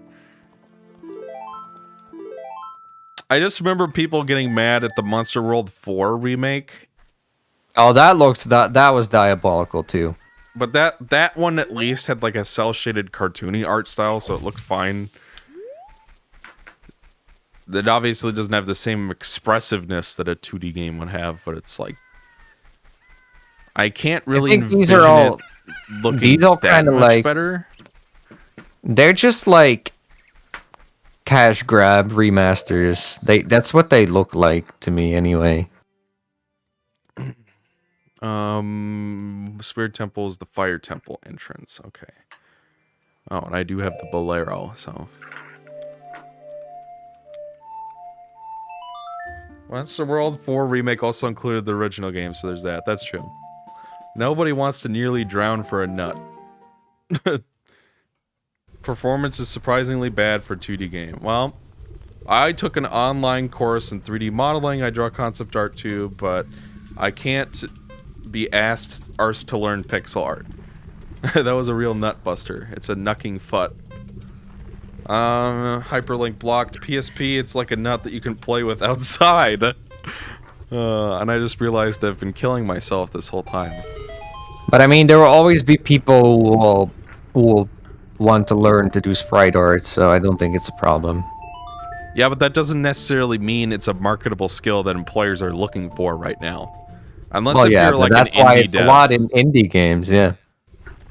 And the thing with... What? Are you shitting me? You couldn't reset the timer. Warping back Why? doesn't reset the timer. Yeah, I know, it's weird, right?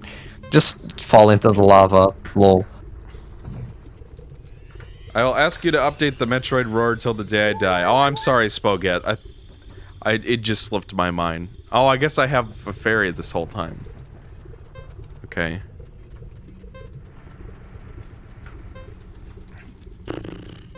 I didn't know Monster World 4 had a remake. Yeah, it came out this year, I think.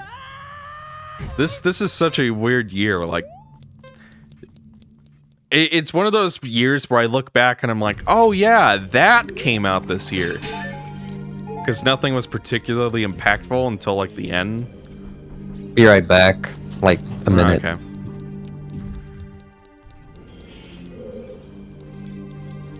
Alright, ZRZ is gone. Which means I can say whatever I want. Mega Man X8 is the most beautiful game ever made. I don't hear RZ denying it, so it must be true. Has Navi annoyed you yet? That was actually something that RZ did for me. He turned off the Navi sound, so... She hasn't actually annoyed me much. Have you played a horror game, and do you ever want to play one? I have actually finished Silent Hill 2 and 3. I didn't enjoy them that much, though. I find that a lot of the actual gameplay in survival horror isn't very fun. Like a lot of those older survival horror games have that horrible tank control scheme that has aged very poorly. But at least Silent Hill 2 and 3, you could use like a real control scheme if you wanted to. Like you could use a full analog where you point the stick is where the character goes control scheme. But a lot of it is just like a more boring version of what this game does, I guess. Where it's like you wander around a dungeon and collect keys and items and stuff. But the combat usually isn't very good. I seem to remember in Silent Hill you have to hold like R2 and press the B or the square button to hit people with like a board or something. I did hear that. Before I was leaving the room and I heard you. But you didn't deny it. Yeah, well, I was like, I'll do it when I'm back. So I deny it. Would you ever consider reviewing the Shantae series? I did try to play Resident Evil 4 Toon Skunk. If a game is going to have a... What the hell would you call it? Tank control scheme, I prefer it to have like a behind the shoulder sort of camera view. So that was a step up. But I found that aiming and shooting at things was a pain. I think I got to the part where you have to start guarding the president's daughter or something. And I was just like, oh my god, the entire back half of this game is going to be an escort mission. And that's kind of where... I think I got to a part where you are inside of a house with some Latino guy, and you have to fend off a horde of zombies in the meantime. And I think I couldn't get past that part because the aiming controls weren't good enough, so I just gave up there. I didn't really enjoy it that much. Would you ever consider reviewing Shantae?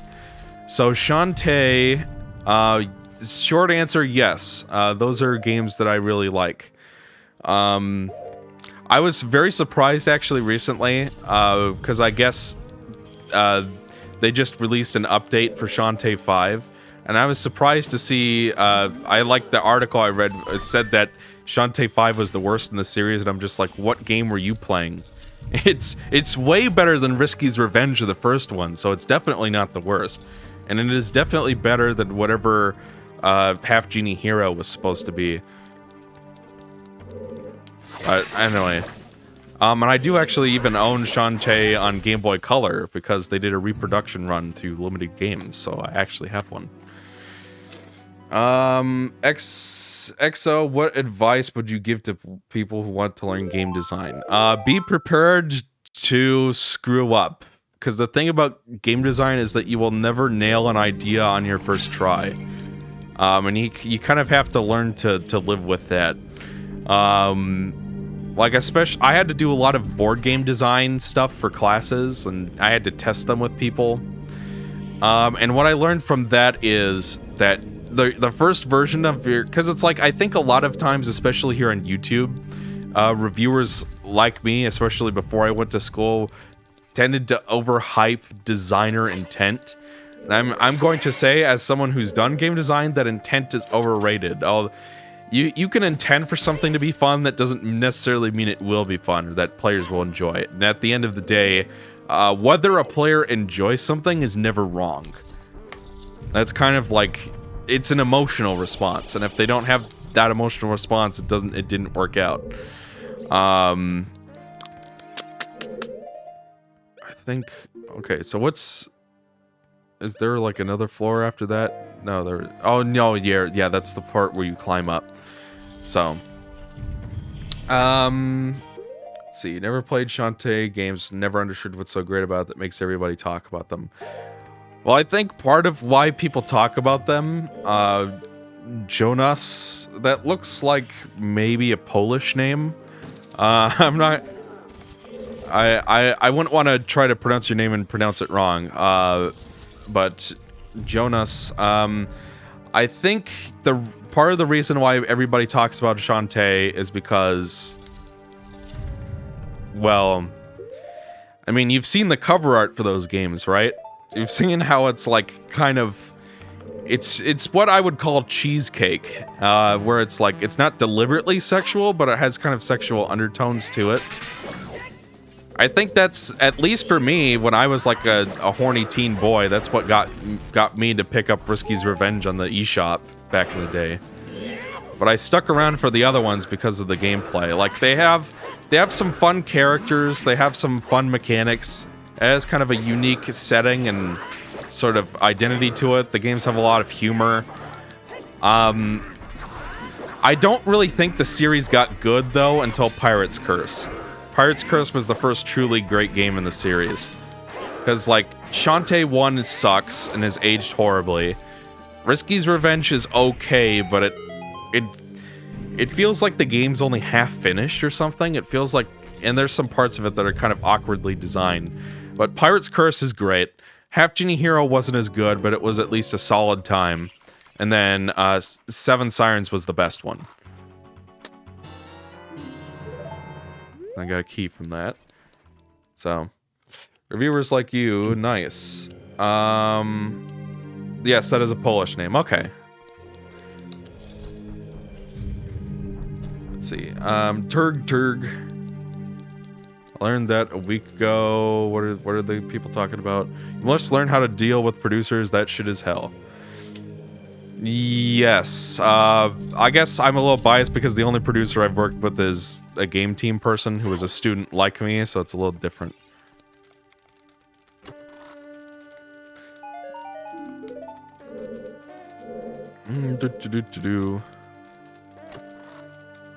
So I guess to people in the chat, because people are talking about Studio Trigger, I think that was Seven Sirens they were involved with.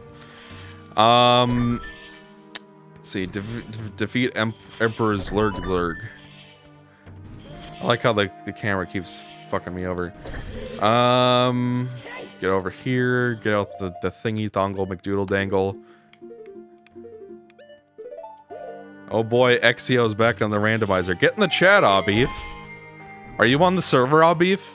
I don't think he's on the server. Invite him to the server and invite him into the chat.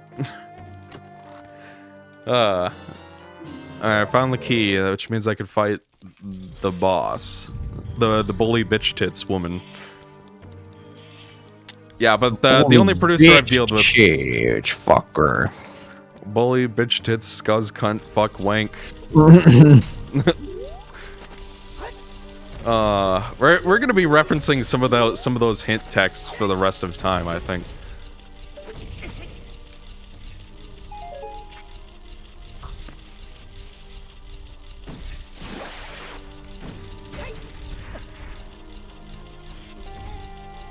Okay,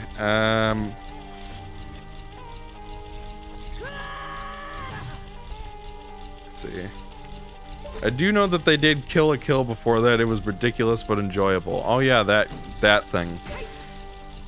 I think the same people who made that made Panty and Stocking with Garter Belt, which I have seen. Oh no, wait, I'm thinking of Gynax. Sorry, I'm thinking of a totally different studio right now. Stream for kids. This is the first time in 5 years I see gameplay. The only Zelda I enjoyed was Minish Cap, partly because it wasn't Ganondorf for the millionth time. Wait. What's up, guys? I wonder what game it was from that goes do do do do do do do do. You fucking dickhead. That's one of the funniest things I've ever heard. Kill the Kill. Like hearing Green. It's like hearing Green Hill Zone. It's like who made that? Like if Green Hill Zone was my intro. What was it? Masato Nakamura? Yeah. Well, no. La Mario. EXO, here's a fun question. Yes. Which game do you like more, Sonic 2 or OOT? Oh, come on. Come on. I'm gonna have to say Sonic 2, I think. No! What? Wait, what? Huh. Interesting. I actually thought you were going to say Sonic 2. I mean, sorry, OOT. Sorry. Painting, Stocking, Gurren Lagann was made by a team at Gainax before they left to form Trigger. Kill la Kill being a... Okay, I see. So I guess I was more right than I thought. Demonetize. Good job, boys. Alright, this Kaizo's RZ's ultimate quickies don't got it. Oh, it's gonna shape up to be a 30-hour Quickies run. don't cut Lamau. Joe Biden composed Green Hill Zone alongside Boris Johnson. I fucking knew it. I was always saying that, but no one ever believed me. Finally, the truth has came out.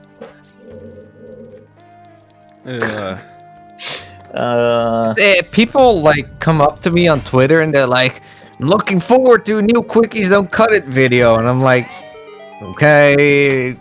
The Quickies don't cut it, doesn't it? Whatever.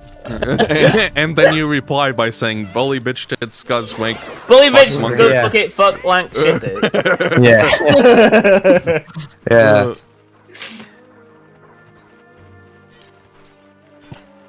Who? RZ has decided that that's not his brand anymore. I grew to dislike that name over time, yes. Does TWIP know he's entitled to a beautiful new blue passport? Blue What? in all caps. Huh? Sonic? What is this? What is this meant to be? Like, is this a joke I've missed? I don't know what it is.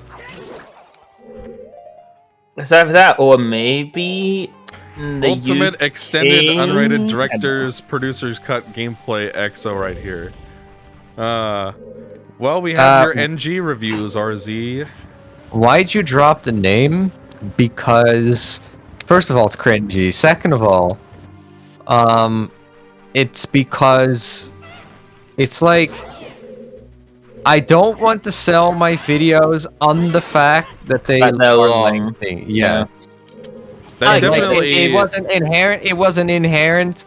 Like, it's like, well, exactly as I'm saying. It's like that's like the focal point, the main point, that they're long, which is not the purpose of them. So I mean, it's like saying that it's like boasting about how you've got more layers than someone else in Photoshop. yeah, Yeah. it definitely used to be more of a selling point back then, or a branding thing.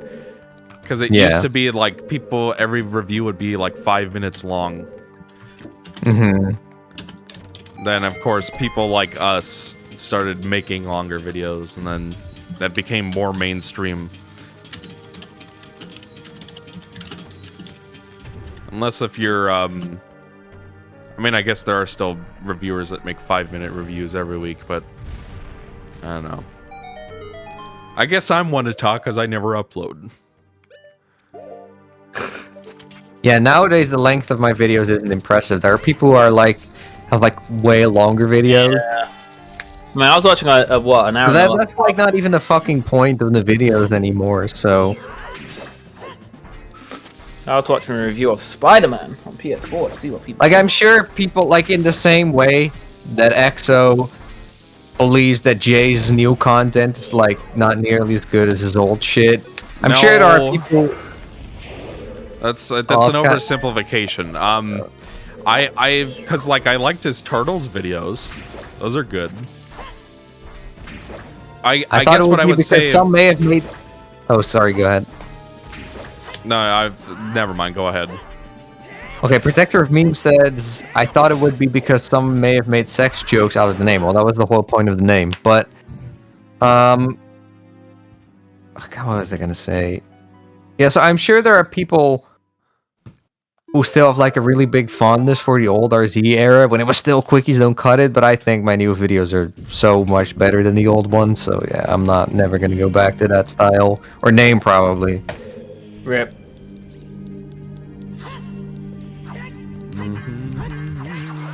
And I'm sure EXO thinks like my quickies don't cut it era is better than the new videos, so. Well, I mean, your Ninja Gaiden videos were quite good. It's like, when I say that I enjoyed your old videos, part of it is an ironic quality, like, the fact that you came up with an individual curse word nickname for each of the 8 Mavericks in X7 is hilarious to me.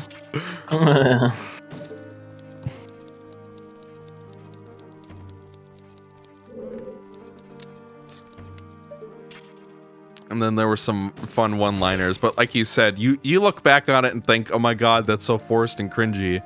Whereas I look at it and I'm just like, oh my god, this is... Because, like, that's what I like. Is that kind of humor. It makes sense, but... I get why you don't want to do it again. Well, it's just, yeah, I mean, the thing is, you know... When I go back... Like, I think when I went to SA1, it's like there was a big break between like X8 and SA1. That was like the biggest break of the channel of no uploads. And I was making SA1 and I was looking at some old videos and I'm like, why is the writing like it wasn't? I couldn't pinpoint it, but I was just like, the way I wrote the scripts just felt kind of like awkward and like forced and unnatural. I don't know, it's just a selection of words and stuff and the way I did the humor. It's like not really feeling that anymore. So I just kind of like, you know, do the approach I do now. When Blowrang I mean, that stuff's like fine, but I just like, I don't know. There's definitely... I feel like I tried to make it way more of like a show and like tried to be really overly engaging with the way I did my voiceovers and stuff. See, actually, when you get old, you just don't want to do the antics anymore. You're only 20-something, Jay. You're not that old. Jay, you're the last person who can say that. Fuck off. You're like the youngest person in this call. Yeah. I am. Well, it's true nonetheless. What I think is really funny though is when I look back on the like older videos and like how high pitched and nasal my voice was, when that's not really my voice, but it was like an attempt because I was fooled into thinking, or it was like a cheap shortcut. It was like a cheap shortcut to sound more engaging, you know, to have like a high pitched voice, like really excited and energetic. But that's all it kind of is. It's a cheap shortcut because it wasn't really my natural voice. So. You should have started in the gamer voice. But I think in the newer videos, like SA1 onwards and stuff, I found a way to be like. I think I found a better way to be engaging while also sounding more natural and normal. If that makes any sense. So yeah, Iggy, if you do prefer the older voiceover style, that's totally fine, but it's definitely not what I like. Jay, do you know who composed EXO's intro theme before his new one? I think I once oh, sorry. I'm waiting for Jay's answer. The answer is no. No? You don't know? You don't know who composed it? You have my Donkey Kong music or what? So RZ was like, wait a minute, who decomposed this? He was like, oh wait, shit, it's Donkey Kong. And then 2 seconds later, I was like, fuck! It's Donkey Kong Country! Also, fuck this boss. So basically what you're saying is that you had to blame Haya for brain fart? Yes. Why? I feel like my voiceover in X8 is kind of where my voiceover now is. That's kind of what it was leading to. But the thing is, my voice in X8 was I still pitched it too high. Because, I don't know, if you listen to me talking right now, I don't think you hear the 2017 RZ in it. Right? I mean, Jay, do I sound like, right now, like I do in X7? Not really. No, but you know what? At the start of X7, you sound like the gamer voice. You're like, Mega Man X7 is a great game. Let's game. I mean, I guess it's a little bit deeper in my videos than I normally talk, like right now, but I think it's kind of natural that that happens. Like, even KingK has that. I Where you think kinda- It's the Yeah, I sexy pulled witch it, actually. sisters. I think I polled it, and most people preferred my newer style of voiceover, which I agree with. So I was like, yeah, that seems like the best choice to continue with. Well, here's the real question. If they didn't agree with you, would you keep doing the same thing anyway? Yes, I would still do the old thing. Or the new thing, sorry. It's just I was, just trying to gauge it. Because I don't like the old voiceover anymore, so I would never go back to it. And I'm sure you can all relate that, like, it's hard to go back to older videos, specifically for voiceover reasons. Yep. Yes. I don't even like how my current voiceovers sound.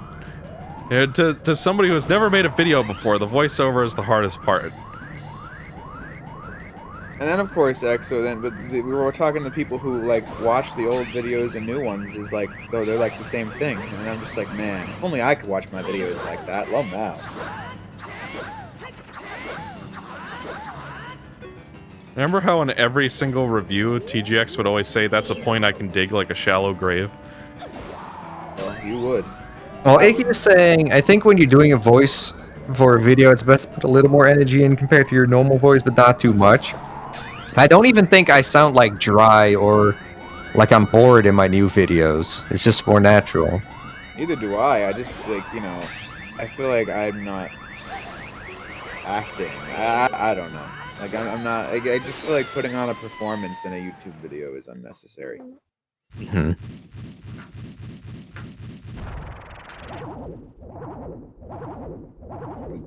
This randomizer goes on longer than Exo's technical breakdowns of resolutions and dithering.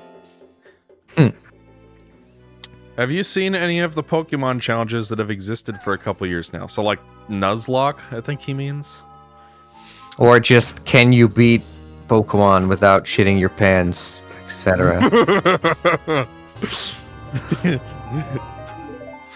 Or like Frank's content, can you beat Sonic 1 without beating a single Vatnik?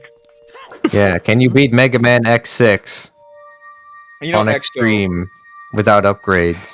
I'd hate to like play into the meme that I talk about this game all the time, because I really don't, but it's really funny. Like I was considering doing a April Fool's video this year that said, can you beat Sly 4 without cringing? And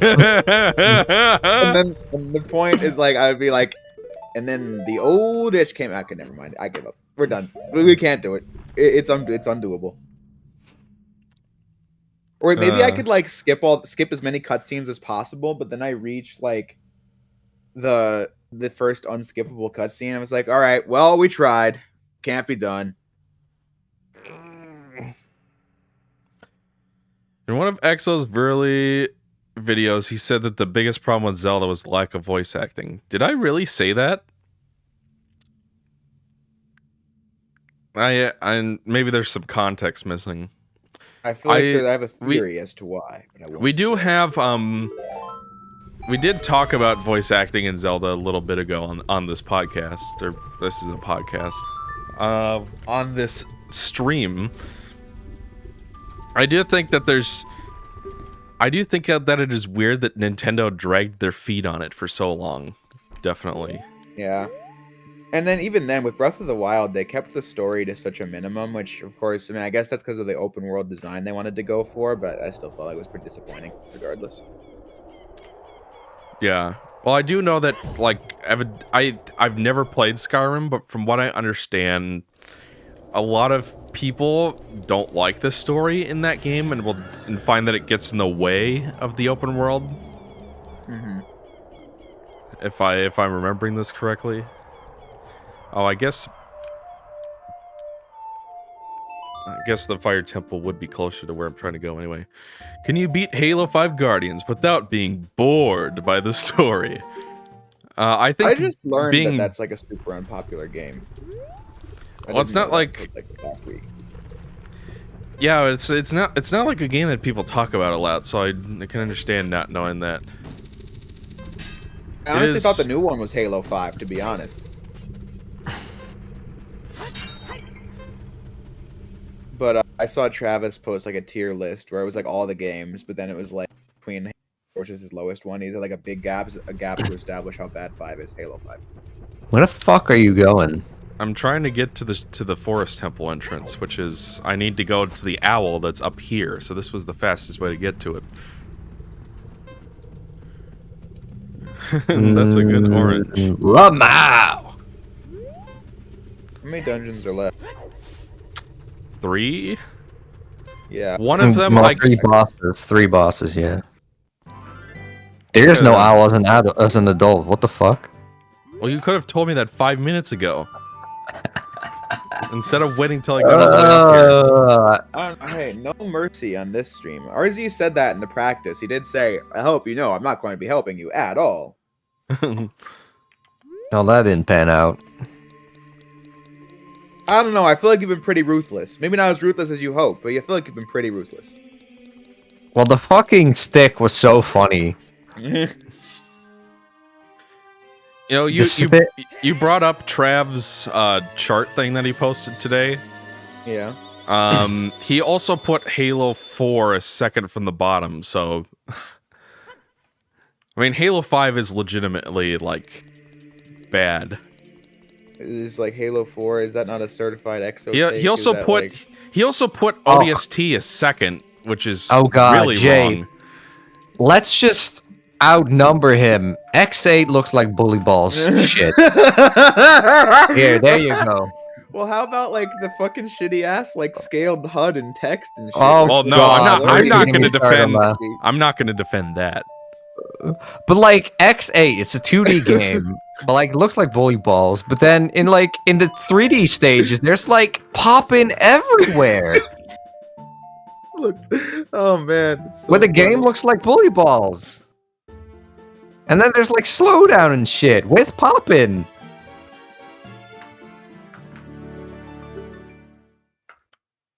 Yeah, I guess we're talking about X8 now. Yeah, we just had to outnumber EXO for a second. Yeah. Sorry. The most. Oh, I can't even. Could you have picked a more inconvenient place to put that what? thing? For what? To put the fucking. Shadow Temple entrance. No, you just restart the save and reset. You bully bitch. What are you It's not talking my about? fault that you keep forgetting that. Oh wait, no, that takes to Gerudo Valley. Never mind. Yeah. Well, that's what this. No, that's what this warp song is for. I'm trying to get to the owl that takes me to the Shadow Temple entrance. Yeah, that's in Lake Hylia. It's not at So the top of the mountain? No, that's the one that takes to Gerudo Valley or the Gerudo Fortress. So just warp to there and then jump down the river and then you're there. Well, I guess pop in that the alchemist from Spyro 2 would be able to see. Can you beat Mega Man X6 with one hand? Well, I mean, I guess Alia isn't it?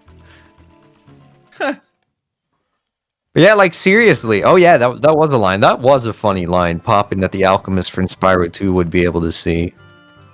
Oh my god, why are you going the long way around? Because I'm playing on stream and talking to you and trying to keep track of the chat at the same time, and my brain doesn't work right, okay? That's why. But Exo's like, whoa, the shortcuts suck. Because I can't just immediately warp to where I want to go. That's what I want. Well, I try to have to take all these roundabout. I can only do so much within this game's framework.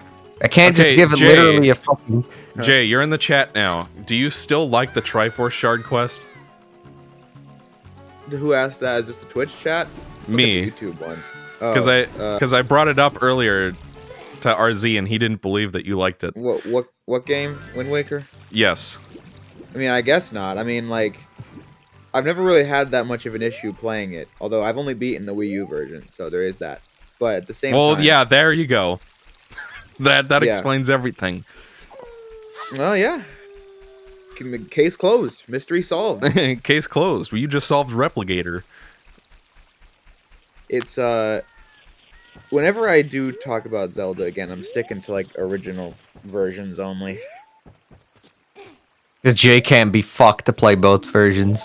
Well, I don't do that remaster shit. I mean, I do like. I like doing comparisons. So I guess I could play it twice, but I mean, still. Well, I'm doing it because if I say, "Whoa, the Iron Boots suck bully balls" in OOT original, people are like, Oh, "But yeah. what about the 3DS version?" Yeah. So yeah, no shit like that. If I talk You know about what? the sailing being slow as balls, then people are like, "But what about Wind Waker HD?" Yeah. True enough. And if I say the hours suck in Majora's Mask, then they're like, "What about Majora's Mask 3D?" we got a comment that says, "Hey Jay, would you say how lazy can these designers get?" Now, this is the thing. Now I understand what Hulk was going through in Endgame when he sees his past self just like destroying the city. It's cringe, but I'll do it anyway. How did I say it? Exo would know. How did I say it? How lazy can these designers get? Oh yeah, I think it was like, how lazy can these designers get? It might have been like a voice Just crack in the there. exact same spot. Oh my god. I remember, Jay, remember the fucking rant I did on X6? It's so cringy. Where I jump across the pit. It's hard to imagine how many balls How many X7 balls, sucks Mega Man, if you haven't X7 played it. sucks if you haven't played it. No, the one in X6 is really cringy where I are you shout fucking into the kidding me? mic about jumping across the pit. Oh man. If you're like, are you fucking kidding me? It is impossible for X in a shadow armor to get across the gap. I would never do that nowadays. And Jay can feel me on that. I can. In more ways than one. Yeah, Jay's my soulmate. Yeah. My whole mate. Because he's made the same mistakes as you. Yeah. And Jay's also my whole mate, so. Yeah. Whole mate? Yeah. As in like foxhole? As in like poop hole. Oh, so okay. I thought I that don't was recall I thought signing up Alec for was that. his whole mate, but I guess that was a while No, ago. that's 5 years ago or some shit. Yeah. That honestly, was a funny time when Alec and Jay were like fucking what we call them Yut and Yul, but I don't know what the equivalent in English is. Best friends? You know, Well, yeah, best friends, but there's I like an don't think- expression for it in Dutch, but I don't guess ever think not. I've even talked to him by myself in like 5 years. oh Jay, look at the chat. I guess You you, know, Ali, blocked. you've been saying that same thing for years, and yet your behavior has never gotten any less cringe. I mean, literally. Okay. You're literally just doing the same thing. You were spamming the chat over and over with absolute nonsense, and then I blocked you for whatever valid reason I had, and now you're still complaining about it. If I was a mod, I'd block you right now. Well, he hasn't exactly done anything wrong by my account. Well, that's what I'm saying. If I was a mod, I would have done it by virtue of even saying that.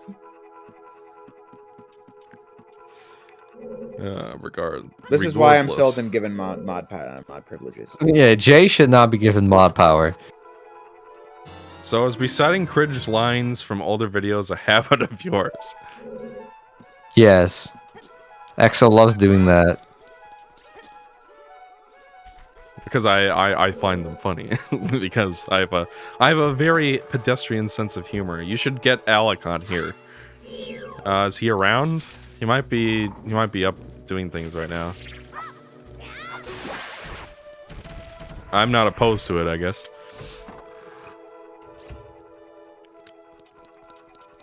So I guess what I've learned is I can only go into this dungeon as a child. Which means... What was that noise just now? I was yawning, sorry. I thought you were This, being like, maybe you should think about it more, Exo. No, I was just yawning. Sorry. Sorry, Exion. Exio is my sexio. Okay. Yeah, he is. Arrows. You know, I did laugh when Exo said how lazy can these designers get in the Metroid review. It was pretty fun. Pretty. Wait, I got you to say it. Did you? Oh, yeah, no, that part? Yeah, I sent the audio in, and I remember you said you had, like, asked me to do it, and I gave you, like, this really over-the-top version where I was like, how lazy can these designers get? I was just like, but then you told me to tone it down. I was like, tone it down?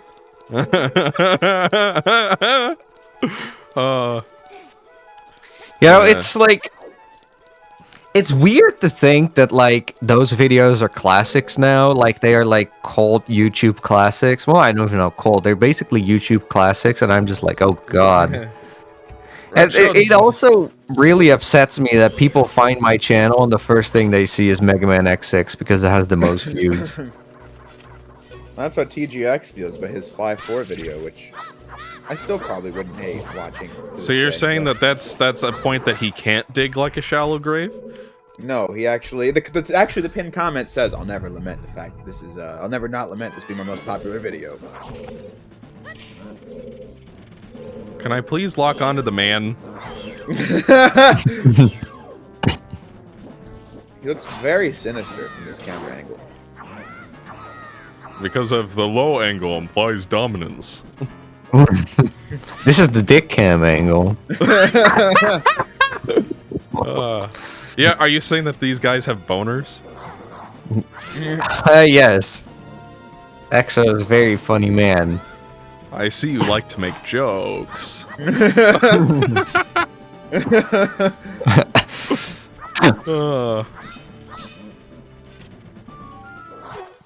What? He just cut through my shield. This is gonna be another Kaizo funny moment. Wonder if can Din's fire kill these guys or no? I don't think it can. I don't feel too well, but sick for a long time. Sorry to hear that, Doom. Whatever. Jay, the channel I showed you, Running Shine, I'm convinced the YouTube algorithm is so fucking random for a big part of it. Because this guy uploads like once every year, if not less, has the most stock-ass titles, stock-ass thumbnails, and his videos do gangbusters every time he uploads. What's going on? He should mention for the record that he thinks the videos are based. He just doesn't understand how the algorithm... No, yeah, no, I think the videos are really great. It's just, I don't understand, because, like... Because I showed Jay another channel a while ago, some dude who makes like really long videos and like really consistently with like interesting titles and thumbnails and the channel is just like stuck in limbo. It's like, what the hell? It's really strange. Yeah, the algorithm, it's taken me a long time, but I have finally come to the terms with the fact that how a video does is just not in your own hands. And like... And to further prove this, KingK says he has no idea how the fuck his channel blew up. He has no clue. My best theory is when he started uploading those Zelda videos 1,000 years ago. Yeah, Breath of the Wild. Haynox put them on Reddit. Yeah, and it was also Breath of the Wild, but like, I didn't know he's never been able to replicate that success since. And like, somebody else could have done this and it could have just as easily not really done that well. Yeah. I don't get it. It's because Jay did Zelda videos and they comparatively did pretty poor by his channel standards. Yeah. I don't even know, like, it seems like one of those games that have been reviewed to death where there's not much to say anymore. Well, but then you get a base reviewer like RZ who covers a dope series like Ninja Gaiden and it bombs just all the same. Well, no, there's still video because it's like there are games like this where it's like everybody has to talk about. Well, I guess I'm the only one who cares enough about the text speed to bring it up, but you know, like it pretty much if you watch a video from one person, it's not going to be that different. Whereas there are games like. Where even something like SA2 people can have wildly different opinions and analyses of. Well, I feel like nowadays opinions on OOT are fairly split anyway, so... I mean, I thought I was the only one who wasn't too hot on this one. What the I was holding the R button. I think you might have been too far away and you like hit your head. Yeah. Alright, whatever. I have a fairy, so I can finish him off. Which one do you prefer, NG1 or DMC3? It's really hard to say, but I think NG1. Now, I think DMC3 has the better combat, but NG1 has the better, like, adventure, better level design, better, like, stuff like that. But DMC3 has the better story. Hello, So I don't know. I've just been assassinated. Yeah. With words. I know, it's really hard. DMC3 has, like, the more replayable combat. So, yeah, they're different. Man, this sword has barely any reach. The text is too fast in this game. I know NG combat and DMC combat are, like, despite being in the same genre, they're pretty different. You know, RZ, here's something you should get hyped about. And it's that once I'm finished with my next video, I'm just saying fuck it and taking a break from YouTube, and where I will finally play Ninja Gaiden. Yes. Good. I mean, even EXO liked NG2, so that must say something. I Damn. haven't finished it, though. Yeah, but you said from what you played, you really the liked important it. part. You said the important part. You said you liked it, right? From Yeah, what you played. I enjoyed what I played of it, yeah. What the hell? Which you can't say the same for DMC1. Got 9 on speed dial. Say whatever you're gonna say. The cutscene art style in Sly 4 looks better than the originals. Now, who said this? No, I'm just kidding. Yeah. The thing is, the fact that it adds motion gives it an appeal for a lot of people. I'll say that. I will also say I love Sly 1, but the cutscene art style is horrible in that game. Yeah, the art looks really rough and off-model. So, is that. But Sly 2 or 3? Based. Do you prefer Nintendo GameCube 1 or Donald Mustard Cryostasis 3? EXO, you know what the problem is with videos like SA2? You're always just gonna piss some people off. Well, and yeah. hard too. Well, Because the Golden Bolt uploaded an SA2 video and it rustled some jimmies. So, because he said the story sucked and it's in your heads that it's great, so, Lamau. I mean, he's right. Damn! I mean, I love that game, but it is not high art and storytelling by any stretch of the imagination. I think you've just set off a bunch of Sonic fans in your chat. We'll find out soon. Like, that is my favorite Sonic game. It just is. But I'm not about to sit here and tell you that the storytelling in that game is like, great or something. Speaking of that, Protector of Memes was just talking about it before I started talking about it. I didn't really. He says, being honest, I kind of cringed at a good bit of it. So there you go.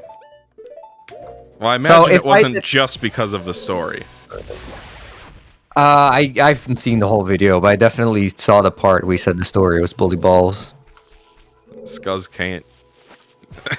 I like how at this point, like, I'm trying to recite that one Sheikah Stone, and I can't because there's so many words.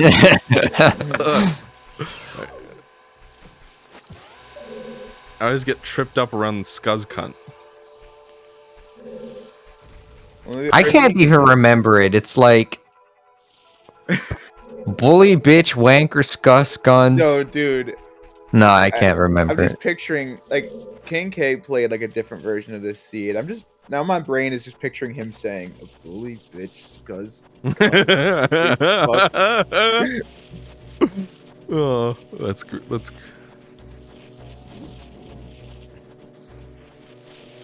Animated Broman says, I watch Sonic for the plot. You'd be surprised.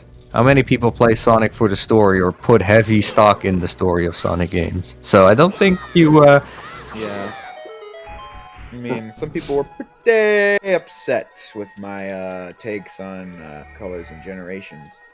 Well, because they wanted you to be meaner, right? Yes, well, they were hoping for it to be this thing where I would give them their opinions, where it's like they both are really terrible. But I'm like, well, what? Both games are based AF. Because they're like a good gameplay. Lamau.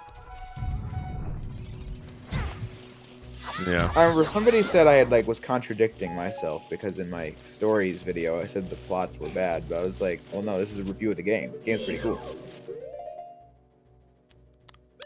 It could also just be character development that you learn to like the game, learn to love. Yeah, it's King. That is a thing that people, some people don't understand, is that Yeah. reviewers are humans too, and we change our Yeah. opinions sometimes. So, Well, the thing is, happens. these NPCs don't. But like honestly, if I were to review SA2, I just know everything I say will like go one ear and out the other. There will be discussions, and it's just the same old crap, same old wait, crap. did I just what? What happened just now? Is this a repressible switch? I think so. It's really weird. I don't think there are any other ones in the game, so somehow I'm supposed to get up there and play the Song of Time. I think it's repressible, yes, for some so that you can't get stuck or whatever in the randomizer maybe. You know, Iggy, you make a good point.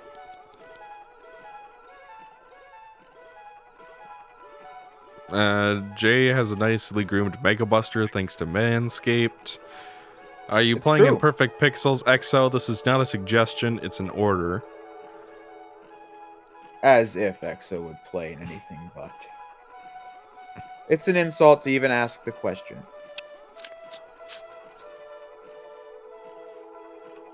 Seed Maker was kind enough to change blah blah blah. You can fast travel to another dungeon using Thrower's Wind. Perhaps my twin across the lake can help you. There was definitely a hint about this courtyard. So why can't I find it? Vector of memes. I had this discussion with Jay. I actually think there's some nugget of truth to it. Not necessarily nostalgia, but I think it's undeniable that the people who grew up in the 2000s are more likely to have a fondness for Sonic Adventure 2. Sonic Adventure 2? Yes. But that's what I think anyway. Because the gaming Brit played the Sonic games, and he's a massive he was really a 2000s kid because he was big into Jack and the PS2, and it didn't really surprise me that he was big on SA2, Sonic 06 in terms of tonality and direction. So I definitely think there's an element to that where if you're a 2000s kid, that particular style of game jives with you and tone and style.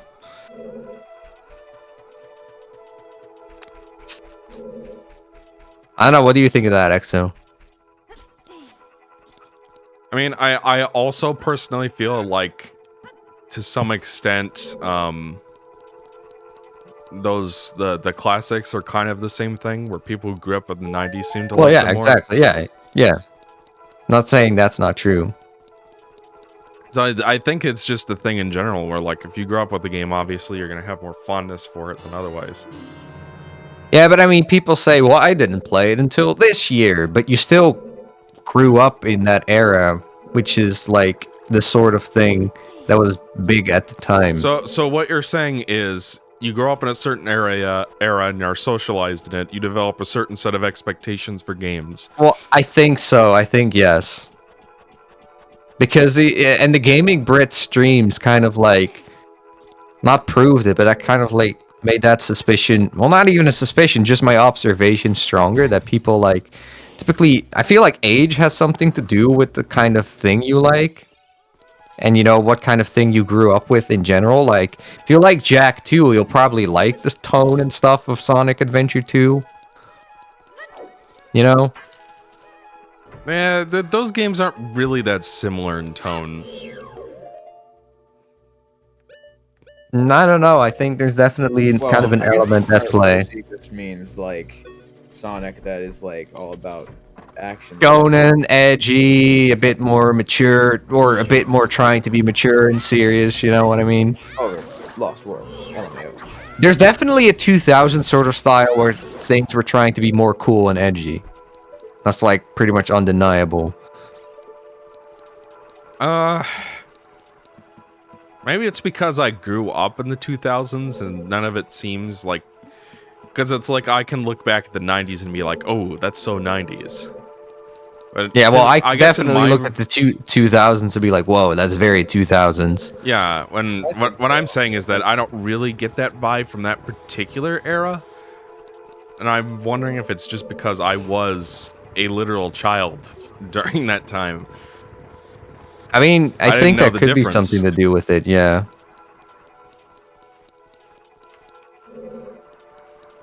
I mean, 2000s was also the era of Linkin Park and Limp Bizkit and shit, which is like reflected in the music of Sonic around the time. I mean, I guess to the very early 2000s. Well, it's kind of like 2000s, early 2000s to like mid 2000s. I think after the mid 2000s, the whole cool and edgy thing started going out of like style. Yeah.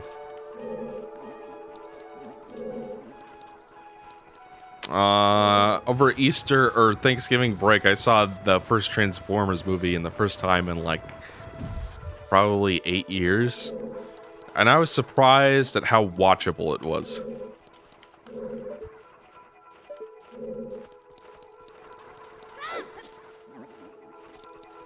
But yeah, I never got around to finishing my SA2 video because I just know it was going to be, you know, that kind of thing.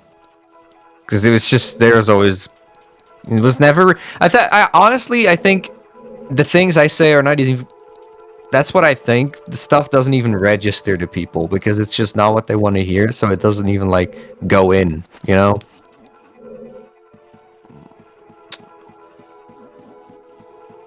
It seems like I can't get any further.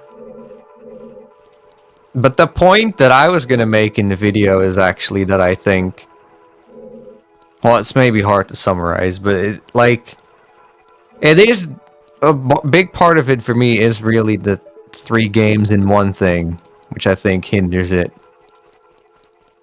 Oh, yeah. And, like, people often cite the ranking system as a reason for why they really enjoy it, and I think that's very valid, and that's also why I quite like the game. But I think where the game actually kind of fails is in engaging people who are not into the ranking system, or, yeah, that's kind of what I end up feeling. Like, the mech stages are boring as fuck if you don't go for ranks. They're literally auto-scroller, or, like, target shooting entire sections where you just sit in like an elevator or like an auto moving thing where all you're supposed to do is rank up points, but that only contributes to a rank that casual players are not going to care about. And then the treasure hunting is unfriendly to newcomers. I just think the game is unfriendly to newcomers, or just not that engaging to new players if they don't already go for ranks and shit. And that is a fair analysis. Whereas if you do really care about the ranks and you want to go deeper, then you're going to be able to appreciate the game more. But if you're not engaged in the first place, then it's not unreasonable to not want to dive deeper, I think. And it just kind of depends on the type of person you are, if you want to or not.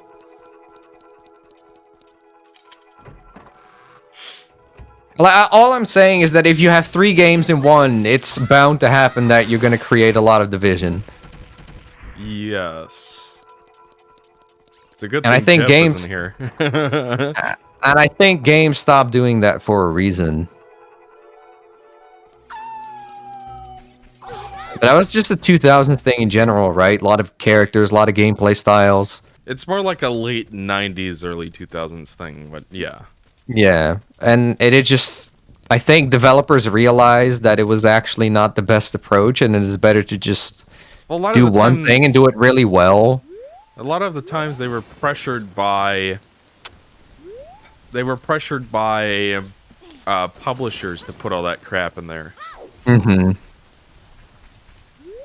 So somehow I've got to get in there as an adult because I can't get any further. But I have no idea how I'm supposed to do that because the fucking owl doesn't show up in the future. Oh, All have in common is the fact that you jump. And that's about it.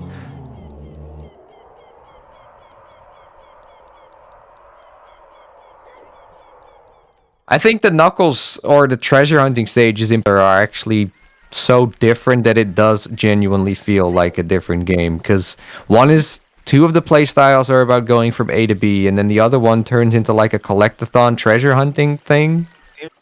Mm. are we back, folks? Does everything look good to you? Well, the Discord screen share is stable again, which was fucky before. Oh, it's not now. It's my internet.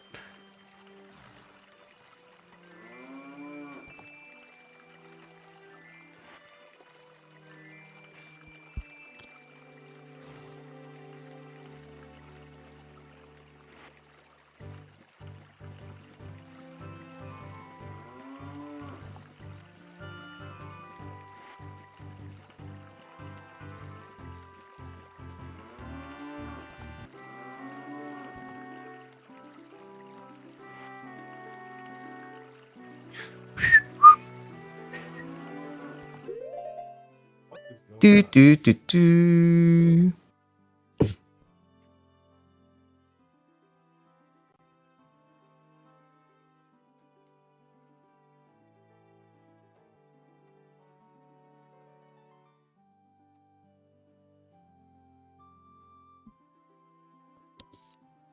All right, are we back? Can people? Is the stream look good? I looked on Twitch. Let me refresh the YouTube page. Oh, God damn it! What is going on? Well, with the my Discord internet? screen share stabilized, it seems. Why did it Or suddenly not. decide that? Back. The stream is back. It's but all over the place. What's going on? Think your ISP is being a bitch tits.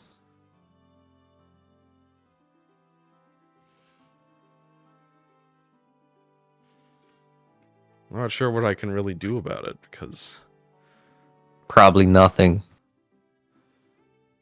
I can't really close anything else to reduce internet consumption. You can close the screen share and see if it helps. Okay.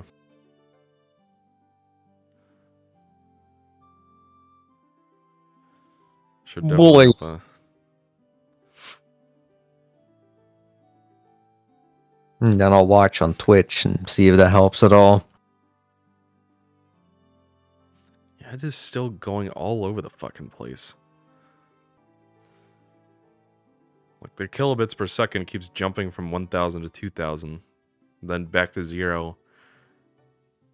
Yeah, that's ISP shenanigans.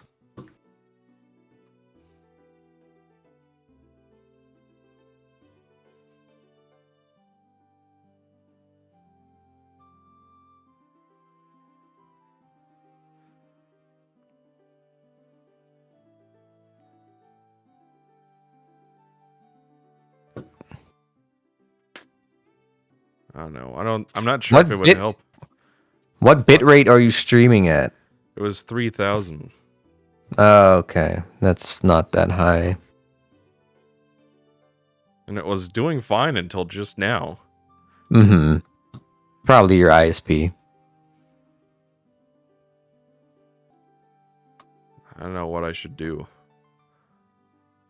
I think the best thing you can do is wait it out, and if it doesn't fix itself, then you might have to do it another time. I wanted to be done with this. I understand.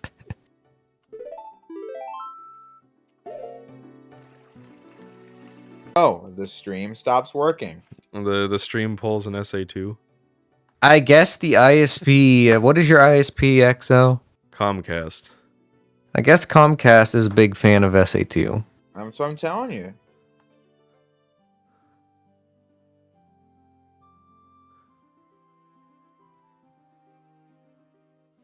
Hey Comcast, SA2 actually kind of rocks.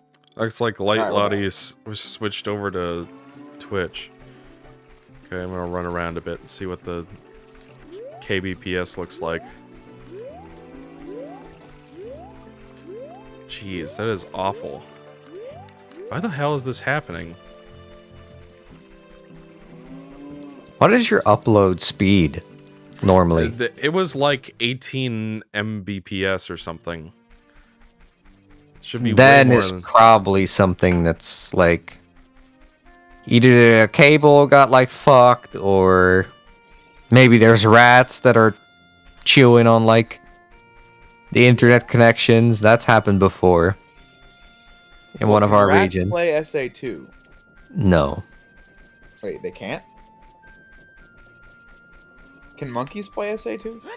Can you train a monkey to play SA2? I think monkeys would be more likely to be able to play it than rats. It's like that old expression about how if you put 1,000 monkeys in a typewriter, they'd eventually create the complete works of Shakespeare. Except in this case, it's like, do you think 1,000 monkeys playing the treasure hunting stages would be able to figure it out? I mean, on Dolphin. They'll play using the Xbox. They made like a special controller specifically for people with disabilities. Mm-hmm. Maybe dolphins would be able to use that. It says, and now